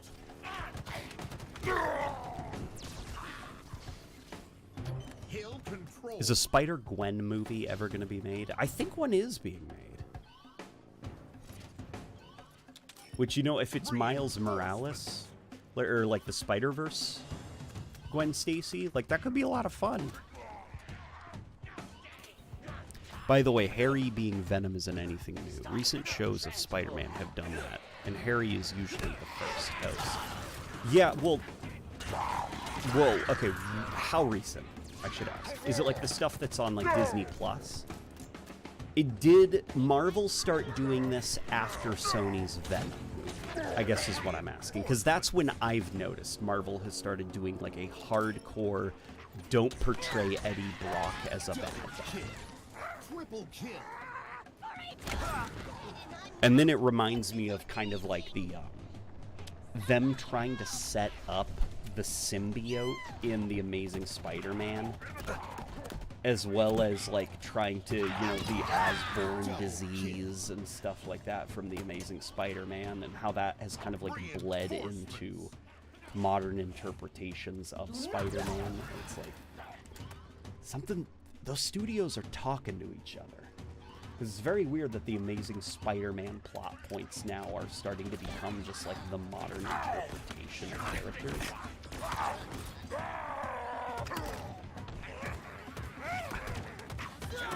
Killing spree. Ultimate Spider-Man from 2012 had Harry. No, Ultimate Spider-Man had Eddie Brock.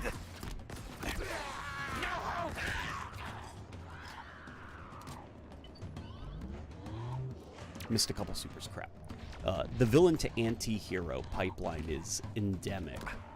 Ultimate Marvel isn't infected by the Scourge, Paul. Yeah, the villain to anti-hero, like Sony's got to slow down with these anti-hero movies, because pretty soon when they finally get their Spider-Man back, he won't have any villains to fight because they will all be crime fighters. Like Morbius of all things is now an anti-hero. Oh my god, remember in in the original Spider-Man animated cartoon for kids that was released in the 90s, you know, there were strict rules on, like, violence for a kids show. Like, hilariously, one of them is Spider-Man can't punch anybody. So Spider-Man in that show would constantly, like, kick the villains. But in the for Morbius, like they're not gonna have Morbius fighting people. That's too violent for a kids show. So Morbius can't drink blood. So he just wanted plasma, and Morbius had these stupid like little like mouth suckies on his hands. So he would be like, "Your plasma, I need it to make me strong," and he'd just like put his hands on people's shoulders, and then they'd go, "Ah," and like energy effects would appear on them, and then they'd like pass out, and then be rushed to the hospital, in which case they'll be completely fine. Yeah, that Spider-Man animated series was hilarious. And for some reason, Doc Ock was like German. He had like a German accent, which was fantastic. Oh yeah, and they also, the Sinister Six, they didn't want to call them that because that's too sinister for a kids show, so they called them the Insidious Six.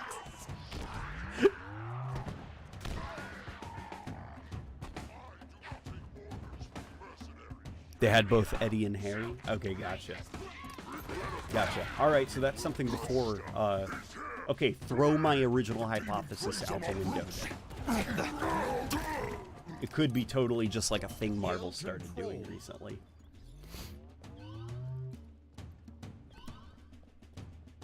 Because in the original Ultimate Marvel, it was Venom was a cure for cancer created by Eddie Brock and Peter's parents. That's very stupid, right? Yeah, and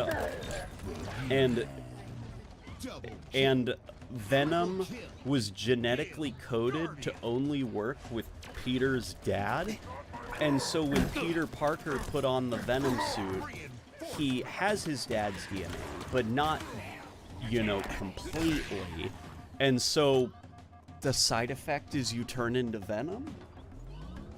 And then Eddie Brock was jealous and wanted the suit because probably somebody who's never lost someone to cancer, I'd wager. Yeah. And so Eddie Brock got the suit, and then he turned into Venom. But Venom, like, didn't talk. Venom was more like a monster. Very silly stuff. TBF, Dio Brando did pretty much the same thing. Oh. We like that. Yeah. Jojo. Yeah, what about Jojo? We are connoisseurs. Wait, Dio Brando became Venom? Yeah, Dio Brando just stole someone's body. I don't think Dio Brando was the cure for cancer made by Peter's dad.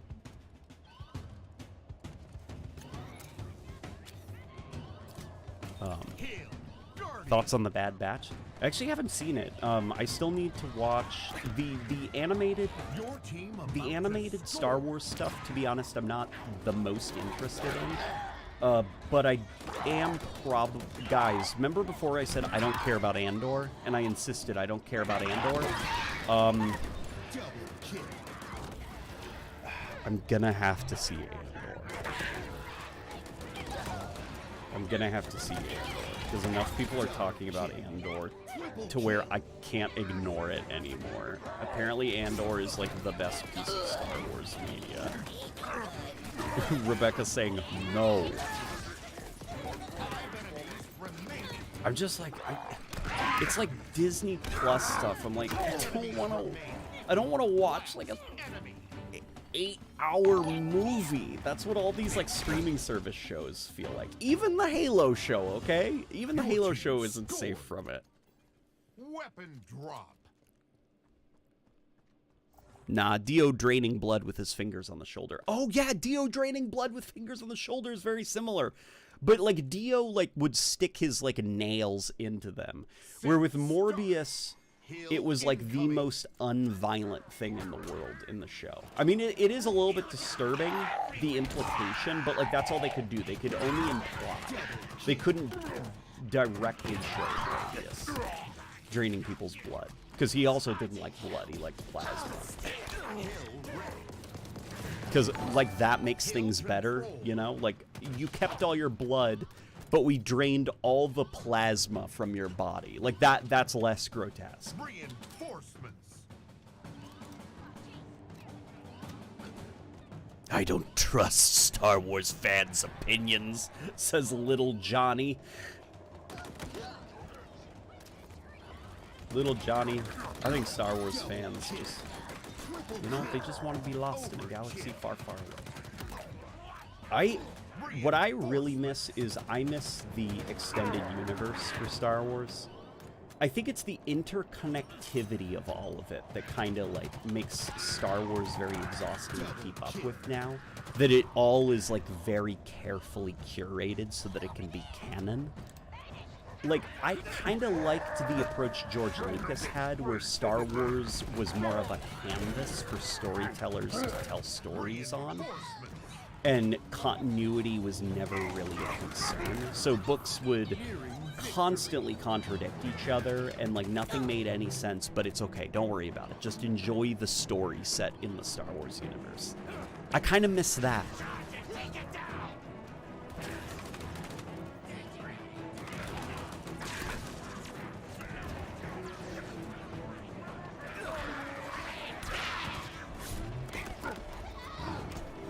Whatever happened to the Halo VR? The Halo VR, it's right here.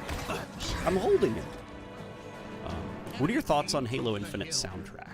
Halo Infinite soundtrack is the strongest Halo soundtrack since Halo Spartan Assault, which I think released in 2011? 2013? I can't remember when Spartan Assault released. But Halo Infinite, I think, is their 343's best like Halo in general's best soundtrack since then. The multiplayer, the post-rock stuff is very unique as an idea. It's not an idea I would have suggested, and it works. It's very cool. Halo multiplayer has a very cool atmosphere because of the post-rock soundtrack, and the campaign is just perfect. Kyle Katarn floors Jyn Erso any day of the week. I agree with you, Andrew. Jyn Erso is barely a character. I mean, that could change, you know? Like a lot of things in life, I'm discovering. All I have to do is do it with Rebecca, and my opinion changes. Because she sees something I didn't. Yeah? I love you. Halo Man is back, says Joy by J. I am back. Controversial opinion. Spartan Assault is fire. Dude, Spartan Assault's fine. Like, it's a mobile game. I don't know why, like, the Halo community got so, like... Shit, there's a mobile game? It was like a twin stick. Like, overhead, and you, like, shoot, and you have unlimited ammo, and you're just shooting walls of, you know... Yeah, it's exactly like those funny ads. Yeah. And it's just like you just like do little missions. They take 3 minutes to complete.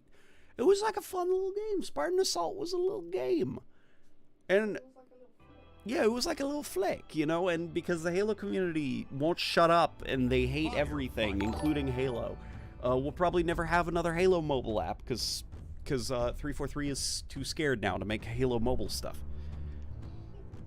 Because they're like, oh no, the fans will roast us again because the mobile game doesn't have the production value of like a gigantic console game.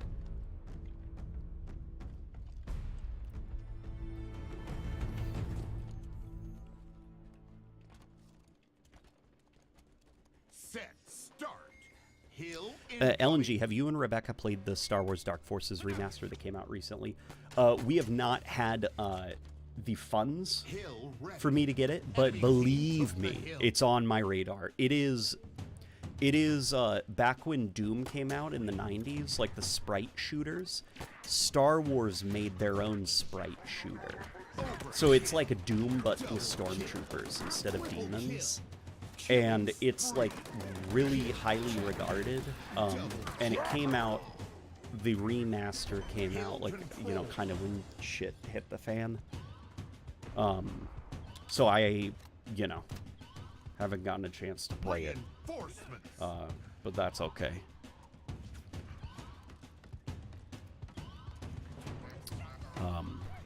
Spartan Assault isn't even on mobile now.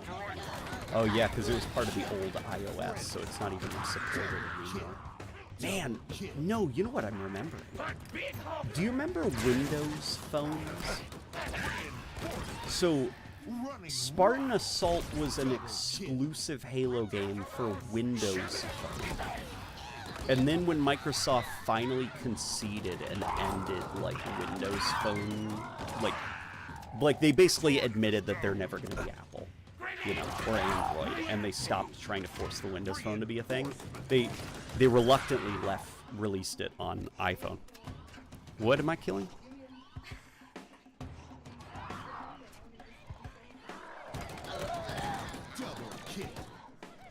Okay.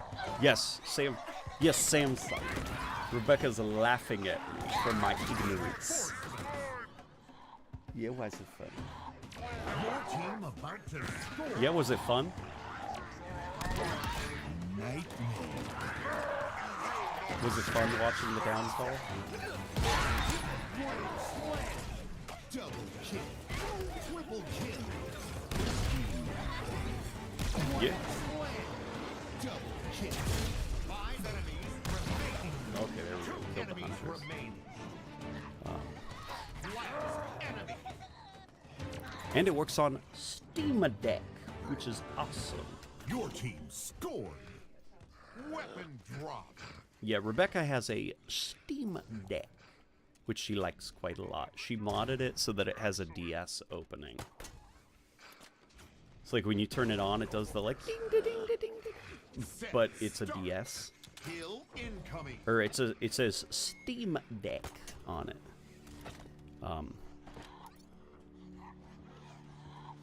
Sprite shooter? That's a boomer shooter, boy. Yeah, I guess they're... Well, people call Doom 2016 and Doom Eternal a boomer shooter, and those are full 3D. So I want to be very specific and say that it's sprite-based. And that it's not like Doom Eternal and the Doom reboot and stuff. Spartan Assault is on Steam, Xbox, Windows Store, and 360. I'm not sure why it's on the 360.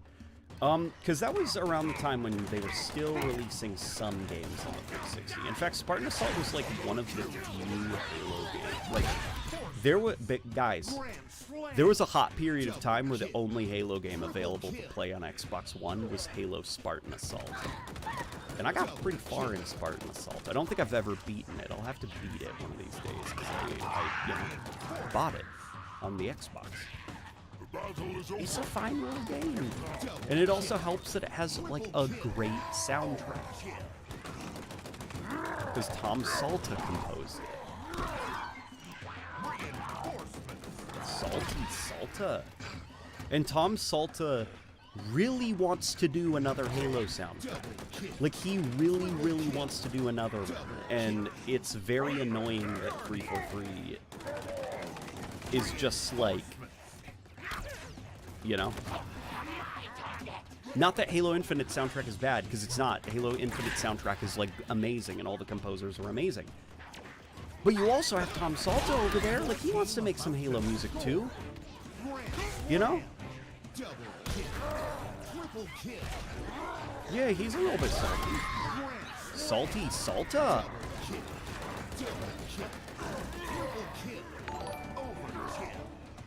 Cashew chicken.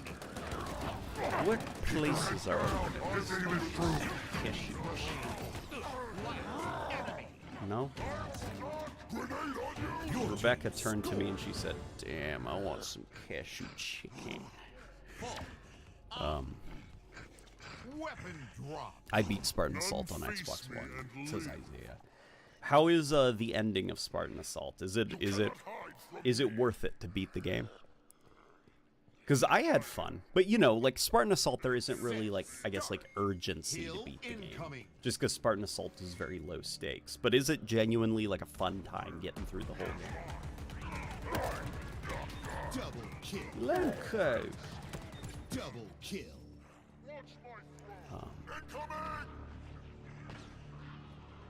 Hill ready.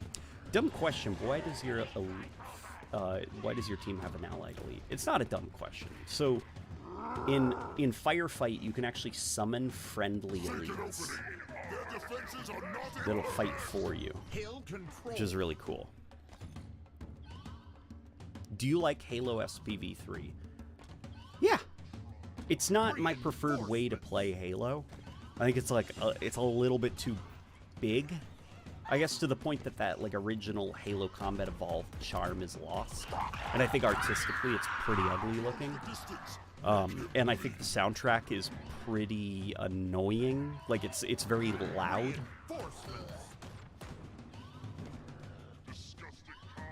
But like I can't deny that SPV3 is crazy. They were able to squeeze that out of the Combat Evolved, you know?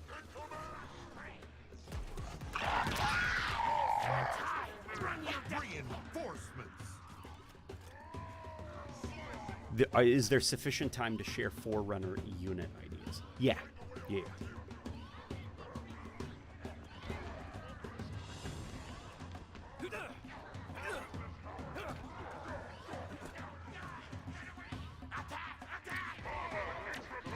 I thought MCC was a launch title. No, MCC came out a year after the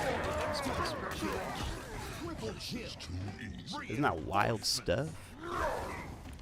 After you beat Spartan Assault, you get a small flood horde that has co-op.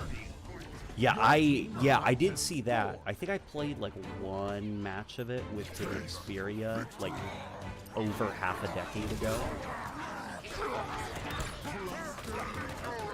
Double kill. Triple kill. Cluster up. Double kill. Hey LNG, what would be the ultimate best Halo model you would like to see? Ultimate best Halo model. Playable elites in Halo Infinite. No, I mean yes. I'm not gonna say no. Yes, exactly. That's exactly what I would like. But what I would friggin' love, guys, is I would love for a rebalance of Halo Infinite's campaign. I'm talking, I want fall damage. That way, tall heights have tension to them. You know? Like you can't fall off any edge, you know, or you might die. That way it makes climbing like very exciting and kind of, you know, tension filled, like Breath of the Wild and Tears of the Kingdom. I want to see rather than infinite power up or infinite armor abilities, I want to see them in the open world. And I want to be able to, as time progresses, there is a chance that your bases that you've captured will actually return to the Banished. As well as I would like to have convoys out in the open world. And I would also like $1 million. Thank you for listening. I will teach you to beg. Maybe an actual cost for using those abilities, because holy heck, they break the combat.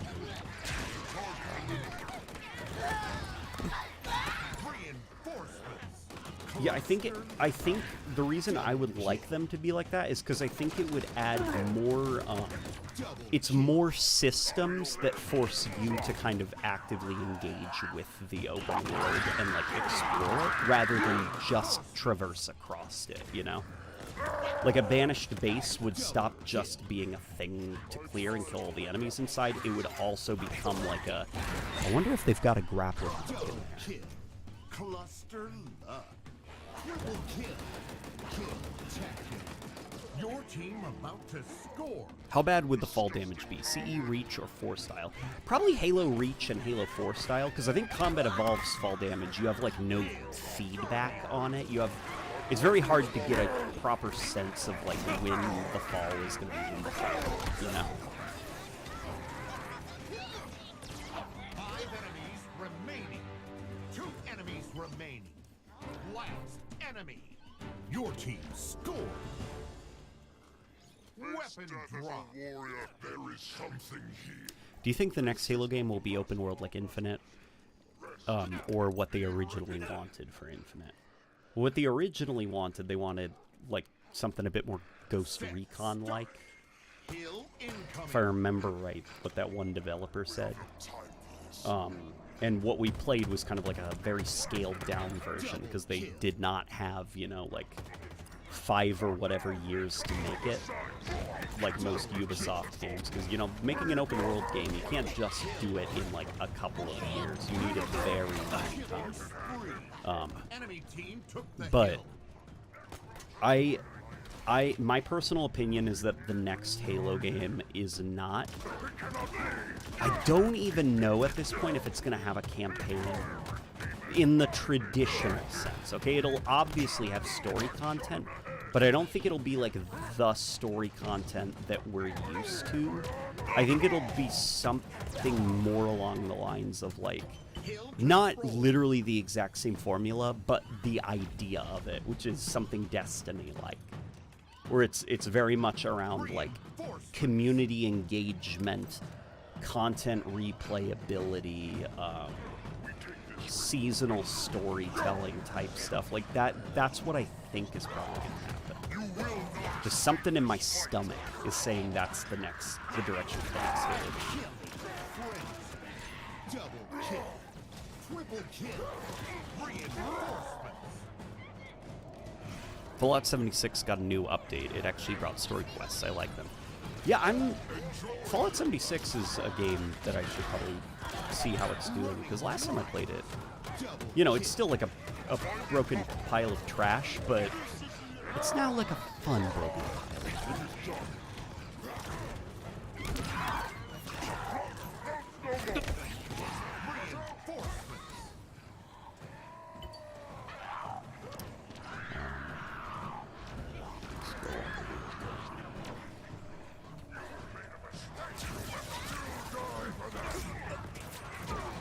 Fantastic. For the Sentinels, I'd incorporate them and the Promethean units together, i.e. Knights, Crawlers, etc., alongside aggressors and enforcers.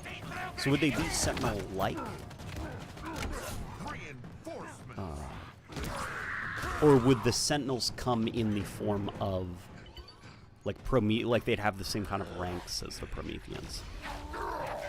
You will learn not to stand. Lord, I hope it's not like Destiny. I don't think I'd be able to play if they went that route. I'm not saying, like, alright guys, go to the Halo Tower and get your Halo bounties and then run Halo Strikes. Like, I don't think it'll be like that. But I think it's the basic idea of, like, Destiny players are hooked on this, like, story and seeing where it's going. And they have like a gameplay loop that facilitates and encourages replaying content. And, you know, in theory, that content should not be boring. It should be fun to replay. I have no clue, you know, because other studios have now tried that same formula. You've got Skull and Bones, you've got Suicide Squad, you've got that awful Marvel's Avengers game. Which Suicide Squad and Skull and Bones and Suicide Squad are also bad, but Ah, yes, Andrew and his unlimited money pool and okay ideas. Yeah.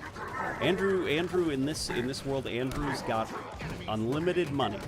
So he is allowed to make his pitches, you know?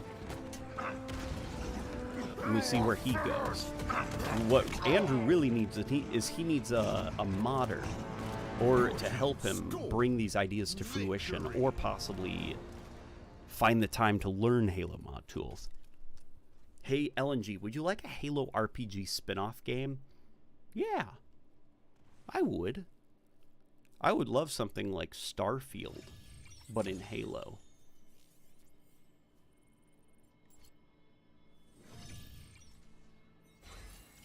Can you raise your voice volume and decrease the game audio? I can do that. Right now, I'll yell. Can you hear me now? Better? The game is now quieter. Hey, it's Late Nate Gaming. That sounds like a joke you'd make.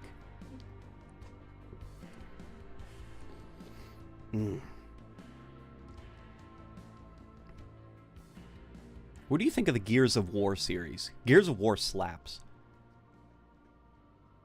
Hale and G, what are your thoughts on Rain? I like Rain a lot. Rain is like cozy. That's like nap time excuse, you know? Scream into the mic real quick? No, I'm not going to do that, Frozen. Much better, says Uriel. Both, in a sense. I'm applying the same factional mutator principles as the Covenant. Builder, Sentinels, and Prometheans coexist and use the same units. Okay. Gotcha. How would you differentiate them from the Covenant? Would they be like locked roles, or would there be the ability to switch roles? I don't think we've seen you stream in an age, says Pacific Blue. Yeah, it's been quite some time. Do you have a video in the works for Helldivers 2? These are all things I would love to talk about once we have the time to, you know, slow down. And I have the I guess, like, mental ability to actually get lost in games. Because right now, you know, obviously with everything going on, there are things that are on my mind. I miss Halo 3 equipment. I think they're a lot more flexible, and Halo hasn't been that fun without them for me. Well, I think what helps Halo 3 equipment is all of it actually, I think, is neutral. So you throw it out and it becomes a variable within the map that anybody can utilize. Like a regenerator heals you, but it could also heal an enemy. Gravity lift could be used by you or could be used by the enemy, and so on. And I think that's what made Halo 3's equipment feel fun to use. Is that even the bad ones, like the flare, they were neutral. Oh boy. Triple kill. Enemy team took the hill. You raise a weapon, I will clench. This is not the gun that I need right now. What I need is something plasma-based to take out those elite's shields.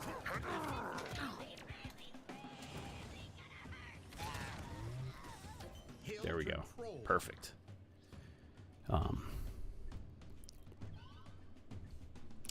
Slight spoilers for the new Didact book. It permanently kills off the Warden. There's y'all's answer for why he isn't in Infinite. 343 using books to permanently kill characters again. Well, I think the Warden Eternal, I don't think he was ever going to become a main character for Halo. I thought it was, like, implied at the end of Halo 5 that was kind of the last you were going to see of the Warden. Because, like, you know, he's like, I've failed you, Cortana. And then Cortana touches him, and he, like, goes away. Like, her goal was completed. She basically used the Warden just so that she could activate the Guardians. And then from there, she, like, didn't need him anymore. And so she, like, basically put the Warden back in whatever box she found him in. The Warden was never really supposed to be kind of like this constant reoccurring character, you know? If it says anything, the Warden Eternal was even built... Originally, the Warden was just... It was like just an idea for an enemy type that kind of got put into the main story. I'll have to ask a little bit.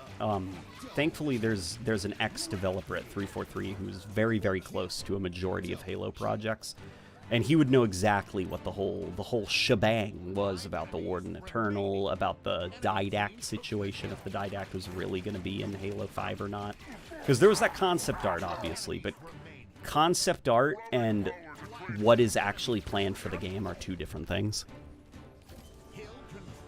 Oh, I think most Halo books are bad. They feel more like fan fictions most of the time. No, I think Halo books are really good. It's rare that you have a bad Halo book.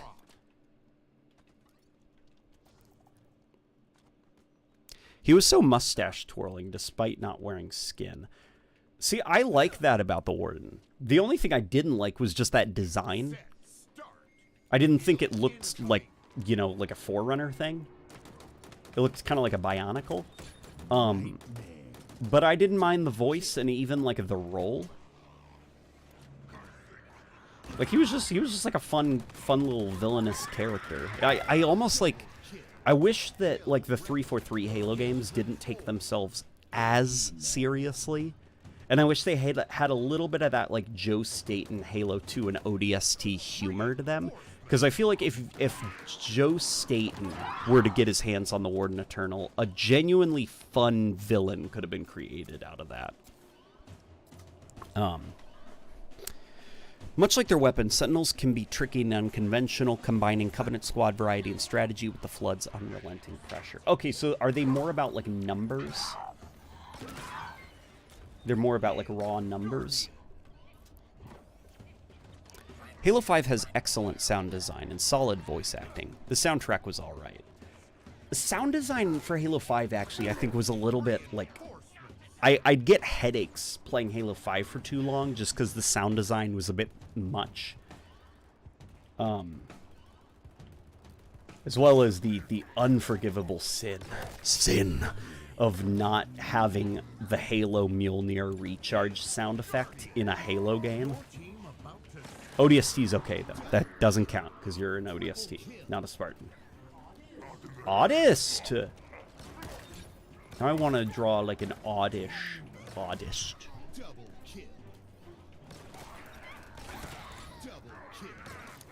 Yeah, I remember, like, firing the Halo 5 Magnum and being like, what is this? Like, it's just, like, a bizarre squeak. When you shoot it, it's like this, I don't know. Your team scored. Famine. I think the Warden wouldn't be hated as much if he was actually, like, 8 individuals with distinct names and personalities, like the bosses from Infinite.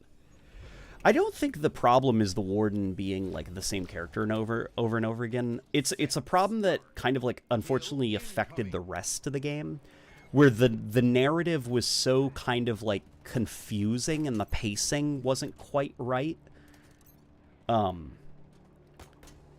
That it was just kind of like everybody had this weird, like, what's going on? Like, what is the point of all this?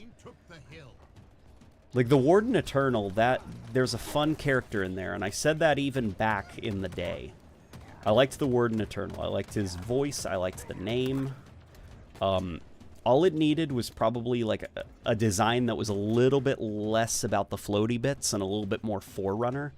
And probably, like, you know, stronger writing all around.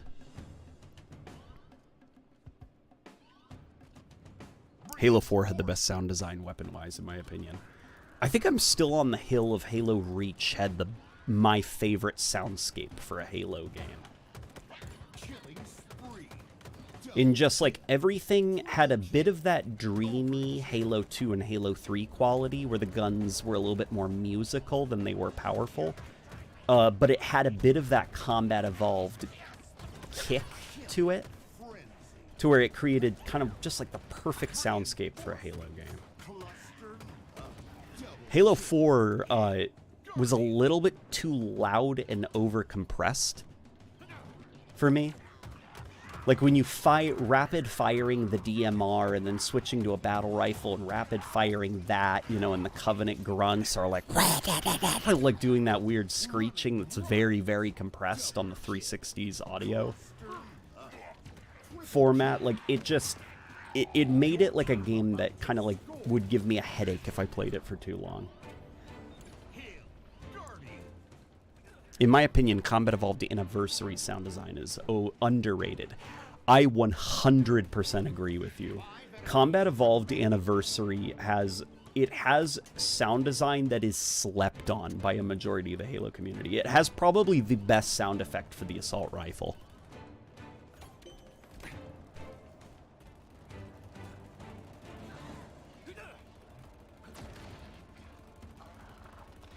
Why are Halo fans now saying that Halo 4 isn't bad? This kind of drives me crazy as I got hate for having Halo 4 as my favorite Halo game for years. Isaiah, you get used to it. It's part of the Halo cycle. I remember when Halo 4 came out and people were saying Reach wasn't that bad in hindsight. And I thought that I was like living under a rock, because it's like, what are you all talking about? Reach was amazing. Everyone loved Reach. And then, you know, Halo 5 came out and people started saying, you know, Halo 4 wasn't that bad. And now that Halo Infinite is everyone's favorite punching bag, they're like, you know what? Halo 5 wasn't that bad. I'm like, y'all are in a hell of your own making.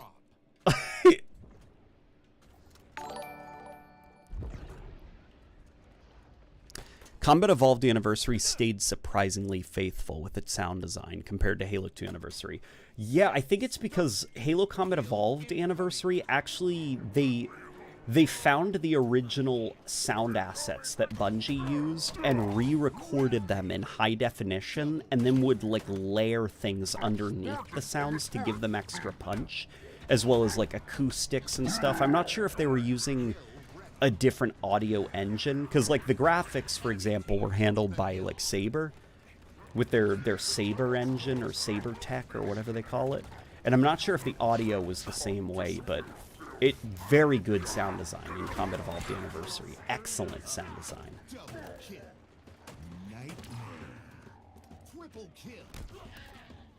I like it more than Halo 2 Anniversary sound design.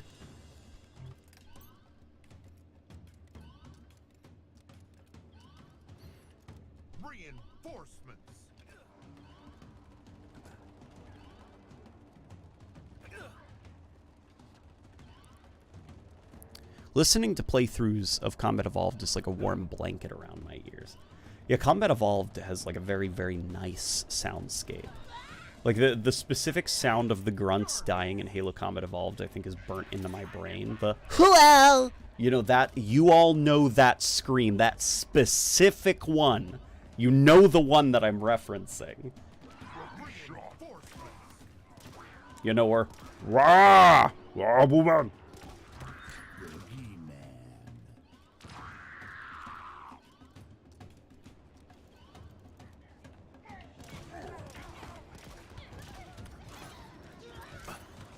What's your favorite Halo game soundtrack? Oh, God. It depends on the day. It also depends on the age I am. If you asked me 4 years ago, I would have said Halo 3. But if you ask me today, it's like, dude, it depends on what I had for breakfast. Like, sometimes it's ODST, sometimes it's Halo Combat Evolved, sometimes it's Halo 3 Infinite. Like, it constantly rotates in and out. I really can't decide what is my favorite soundtrack, because they all depend on the mood that I'm in.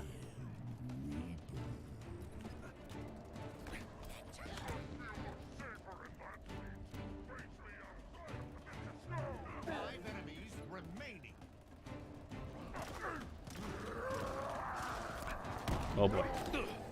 This monkey. Does anyone else miss dual wielding? I do. Can we all agree that the Halo 3 assault rifle sound was atrocious?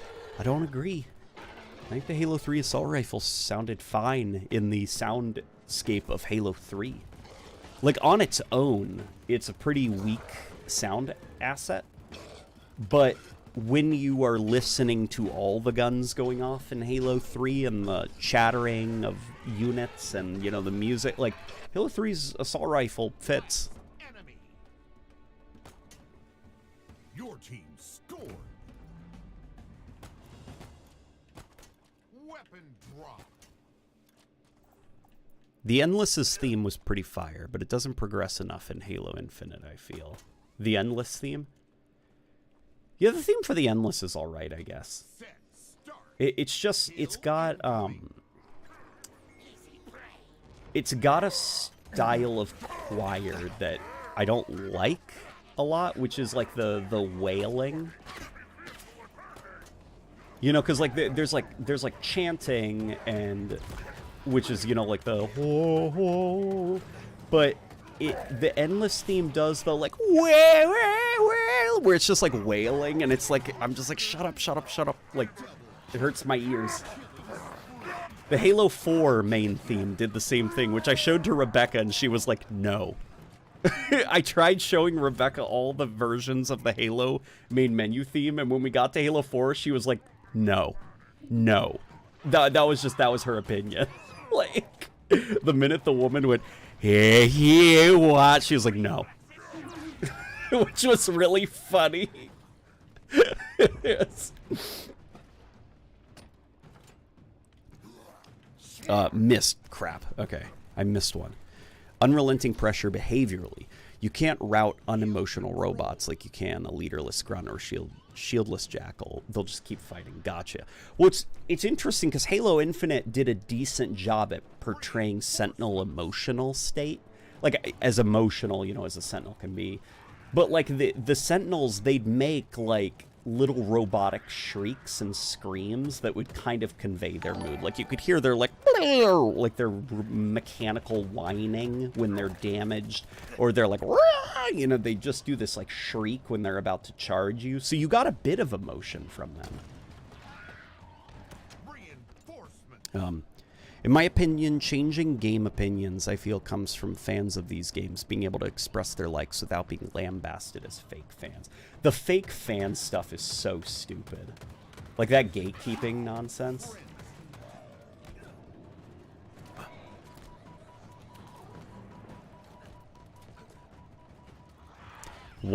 I love the Halo 4 main menu theme. Unironically, it's very heroic. It's just, it's not Halo. It's not the Halo theme. Like, that's the problem, I guess. Is it's like, what, guys, what are you doing? Your game's called Halo 4. What the fuck is this? You know? It's a bit like if you made a show about Halo and never once used the Halo theme in it.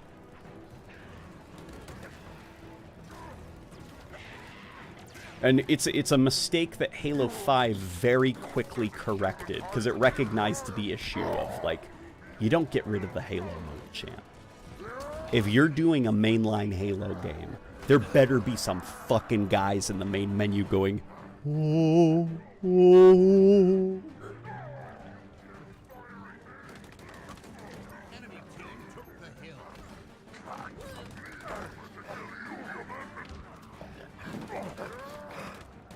Halo 4's main menu theme was written by a Japanese composer who never played Halo before, but read something about Spartans are in it. So he looked up ancient Sparta and tried to imitate their song. That sounds not correct. That sounds not correct. You're talking about Kazuma Jinochi, right? And I don't... Was he the guy who... What? Yeah. I met him. I shook his hand. Yeah, Kazuma Jinochi was aware of Halo. Oh yeah, that was like we went to a used game store and I bought a limited edition of Halo 3 that they had. And the woman at the counter was like, "Oh, Halo 3, yeah, did you know, fun fact, that's the first game to ever use an orchestra."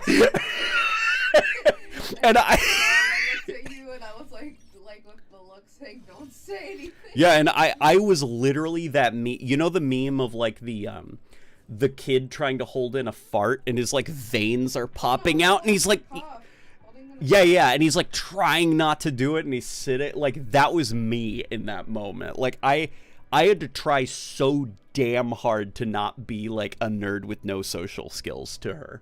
So I was just like, wow, that's very interesting. Thank you for the game.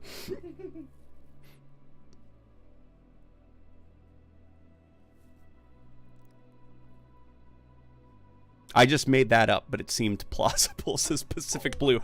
Well, you were half right. A Japanese composer did work on the Halo 4 soundtrack. His name was Kazuma Jinochi.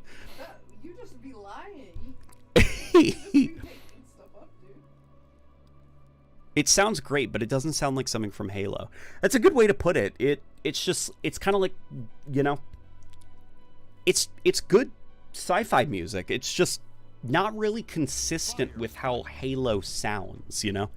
Halo music has a very specific identity, and if someone were to ask me, well, what do you mean? I'd point towards Spartan Assault and Halo Infinite as examples of what that sound identity is, where it's like, those are two games that were not done by Marty O'Donnell and Salvatore, but those sound like they're from a Halo game, you know?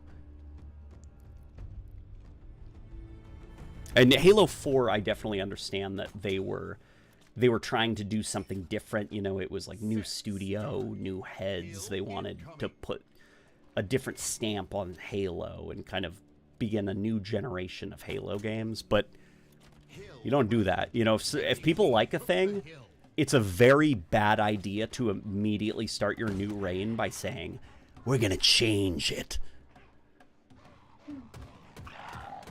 That thing you like? Now it's our thing. I'd say they're more sound cues rather than explicitly emotional, though it's definitely something that you'd see in the Promethean chess units.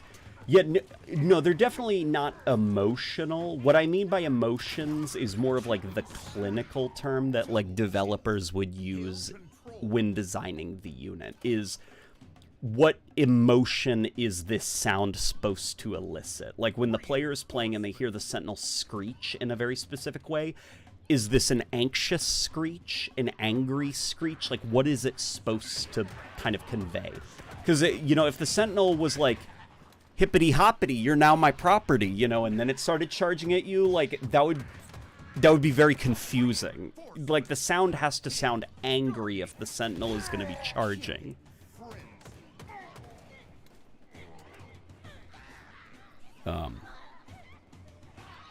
Yeah, guys, don't worry. He was just joking. He was joking. I get it.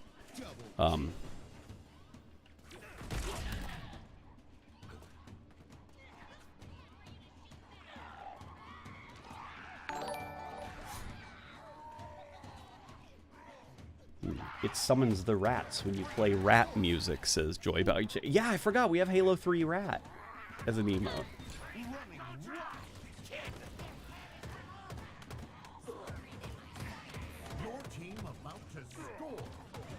Yeah, they also added Firefight to Halo Infinite, and Firefight in Halo Infinite's actually a lot of fun. Oh my god, look how many enemies there are over there.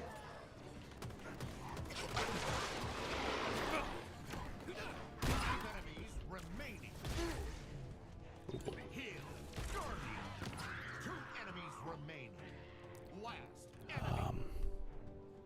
Favorite Halo game mode? Favorite Halo game mode? Your team score. From Halo Reach, Infection. In Halo Infinite, Squad Battle. In Halo 3, Oddball. In Halo 2, Halo 2, probably Team Snipers. In Combat Evolved, man, doubles. Doubles in Combat Evolved is just amazing. Halo 5. I like the original Breakout in Halo 5. Yeah, I'd say Breakout if we're talking Halo 5. And for Halo 4, definitely Big Team Battle or crap, what's the mode with the turrets? crap. I can't believe I'm forgetting the name of it. And, you know, ODST. ODST only has one mode, Firefight. But also ODST is like my favorite iteration of Firefight for a gameplay loop perspective. That blue brute is charging. I rarely ever see that. How do you provoke the brutes, like the brute miners, to get them to charge? I wish they'd charge more. And I do wish that their charge was a bit slowed down compared to the brute berserkers.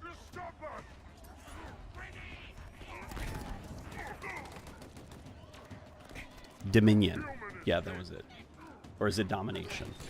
No, I think it was Dominion. Regicide was underrated. Yeah, Regicide was also a lot of fun.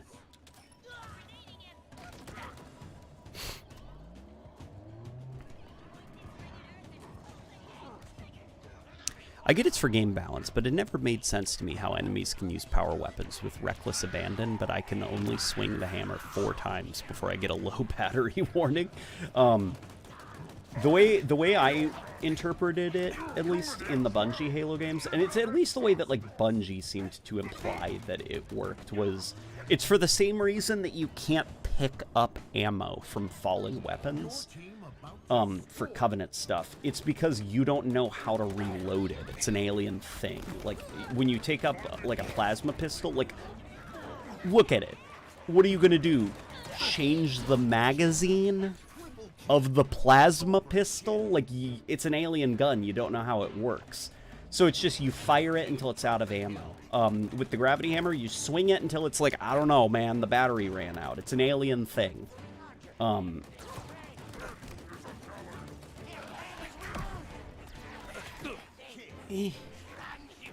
this is bad. This is very bad. I did a dumb thing running in there. The French Revolution was the world's first game of regicide. Oh, man.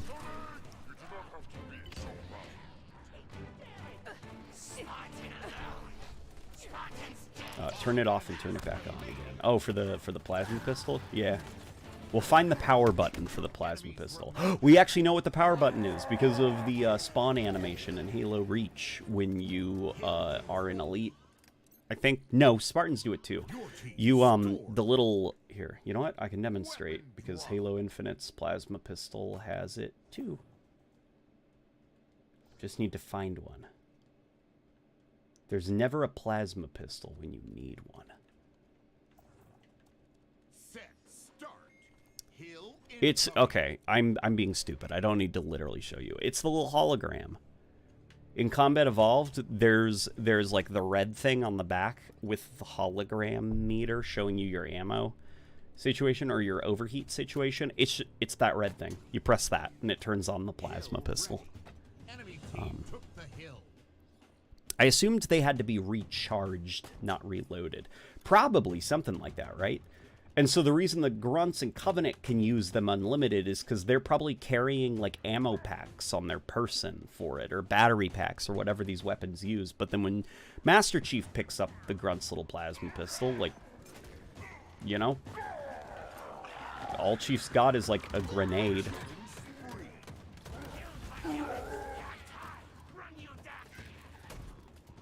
Ooh. If you had to add one gun into Halo Infinite, what would it be? And should there be a cursed Halo Infinite? If I had to add one gun to Halo Infinite, it would probably be... It would be either the pump-action shotgun, or it would be the Golf Club, and the Golf Club would have Halo 3-esque gravity physics. So that there can be, like, a fun griff ball.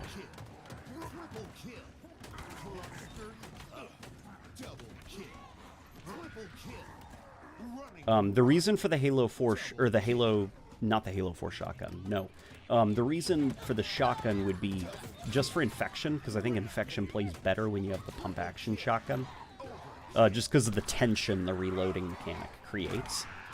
And the reason for, you know, that hammer is because I think you could make some great custom games with it. Or the Infinite Hammer, not so much. It's a little bit too much of a melee weapon.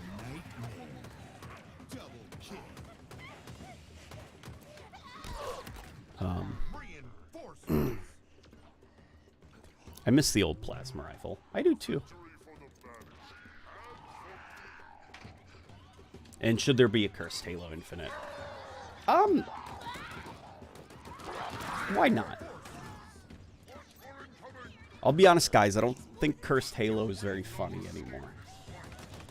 Cursed Halo was funny the first time because it was the first time you were ever experiencing that joke. But now it's like, I don't know, Cursed Halo just like isn't that funny. It's like, oh my god, the sniper rifle is long and floppy. That's wacky and out of this world. Oh my god, Thanos, he's holding a rocket launcher. Like, it's like at a certain point, I don't know. Maybe I'm just a grumpy puss.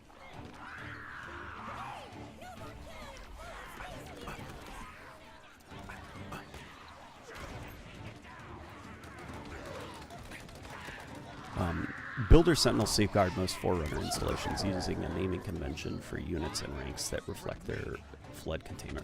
That would be cool if, like, you fought, like, containment units. Like, Sentinels specifically curated and built for, like, containment protocols and stuff, like, for the flood. Because for the most part, it seemed like a lot of the Sentinels that you fought throughout the series are more, like, custodial in nature and not really built for combat.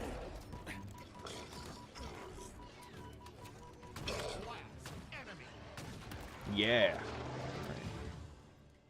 Your team scored. Weapon drop.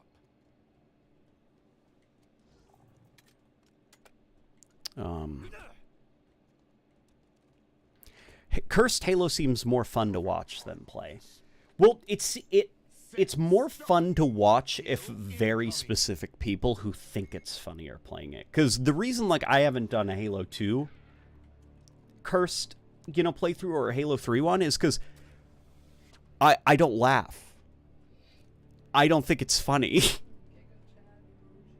Yeah, and not like Giga Chat emoji, like, I don't laugh. Like, I mean, it's just like the way that my brain works is, like, I pick up, like, the pink plasma pistol that shoots out little hearts. And it's just like, does this thing do damage? Can I kill grunts with it? Like, I'm like playing Halo, you know? And I'm like mechanically working with the cursed weapons. So it's like, it's not funny, it's just a different way to play Halo to me. And that would not make for a very entertaining playthrough, because I wouldn't be laughing, I wouldn't be like, oh, you know, like, the Warthog has 16 tires! Oh! Like, I wouldn't be doing the streamer thing.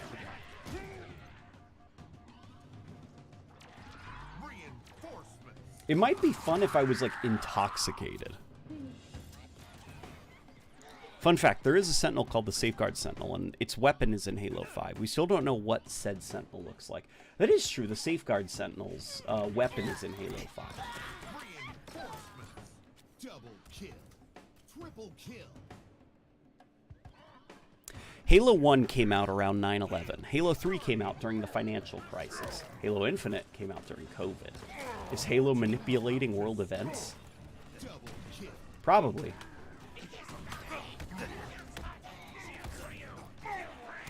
Probably. Sticky Detonator would be cool to have. Yes, yes. Sticky Detonator would be a very cool weapon to have in Halo Infinite.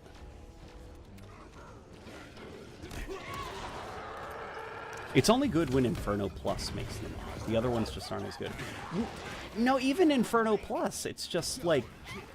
It's like, I get it. I get the joke, you know? I get it. I laughed the first time because it took me by surprise, but I get it. It's also very hard for it to be funny because you're anticipating it. And I guess because humor requires a lot of timing, you know? Humor requires very careful preparation and timing. And if the timing isn't right, the joke won't land. And I guess there's only so many times when, like, I wonder what this weapon will do. Wow, that's so zany. I wonder what this weapon will do. Wow, that's crazy. Like, I think a Cursed Halo would be much funnier if it was, for the most part, the exact same game, but very, very minor things were different. And they were different in ways that caught you by surprise. Like, it could be a cutscene. Like, one line was different.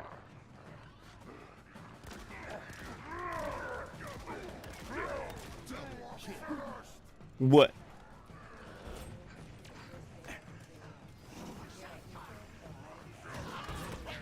You know what? You know what? That's a fucking great idea, because Rebecca, all I need to hear is her scream laughing at something, and then my opinion would change permanently.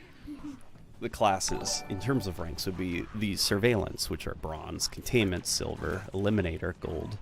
Units would be the Intruder, the Aggressor, Regulator, Observer, Sterilizer, Fumigator, and Enforcer. Okay.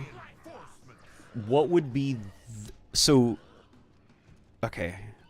Alright, would they all fly, or would they be, like, on the floor, crawling around and stuff? I guess, like, how strict to the Sentinel body type would they be? I wish Halo Infinite's campaign had split screen. I wish Halo Infinite's campaign had biomes. Yeah, I wish Halo Infinite's campaign had biomes, too. Because I think one thing that the Slipspace engine seems particularly skilled at rendering is sand and desert environments. You know, it might struggle with other kinds of environments and definitely struggles with water, but I think sand, it actually, like, Behemoth looks brilliant. The Combat Evolved Jackal is nuts looking. It is a weird creature, which I'm very excited to get into when I release the evolution of Halo's Jackals. Oh god, there's Bassus. He's on the way. Yeah, Bassus is on the waddle. Where you going, Bassus? Remember that was the brute in the campaign that was like borderline illiterate.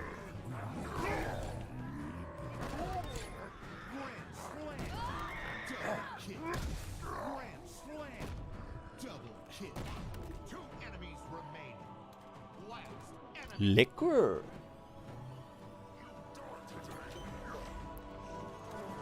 Aggressor, Regulator, and Observer would be airborne. Gotcha, so the rest would be, like, I guess, walking around. Would they be kind of like the Prometheans? Spartan not so tough, I think. Yeah, that's to quote Bassus from the Halo Infinite campaign.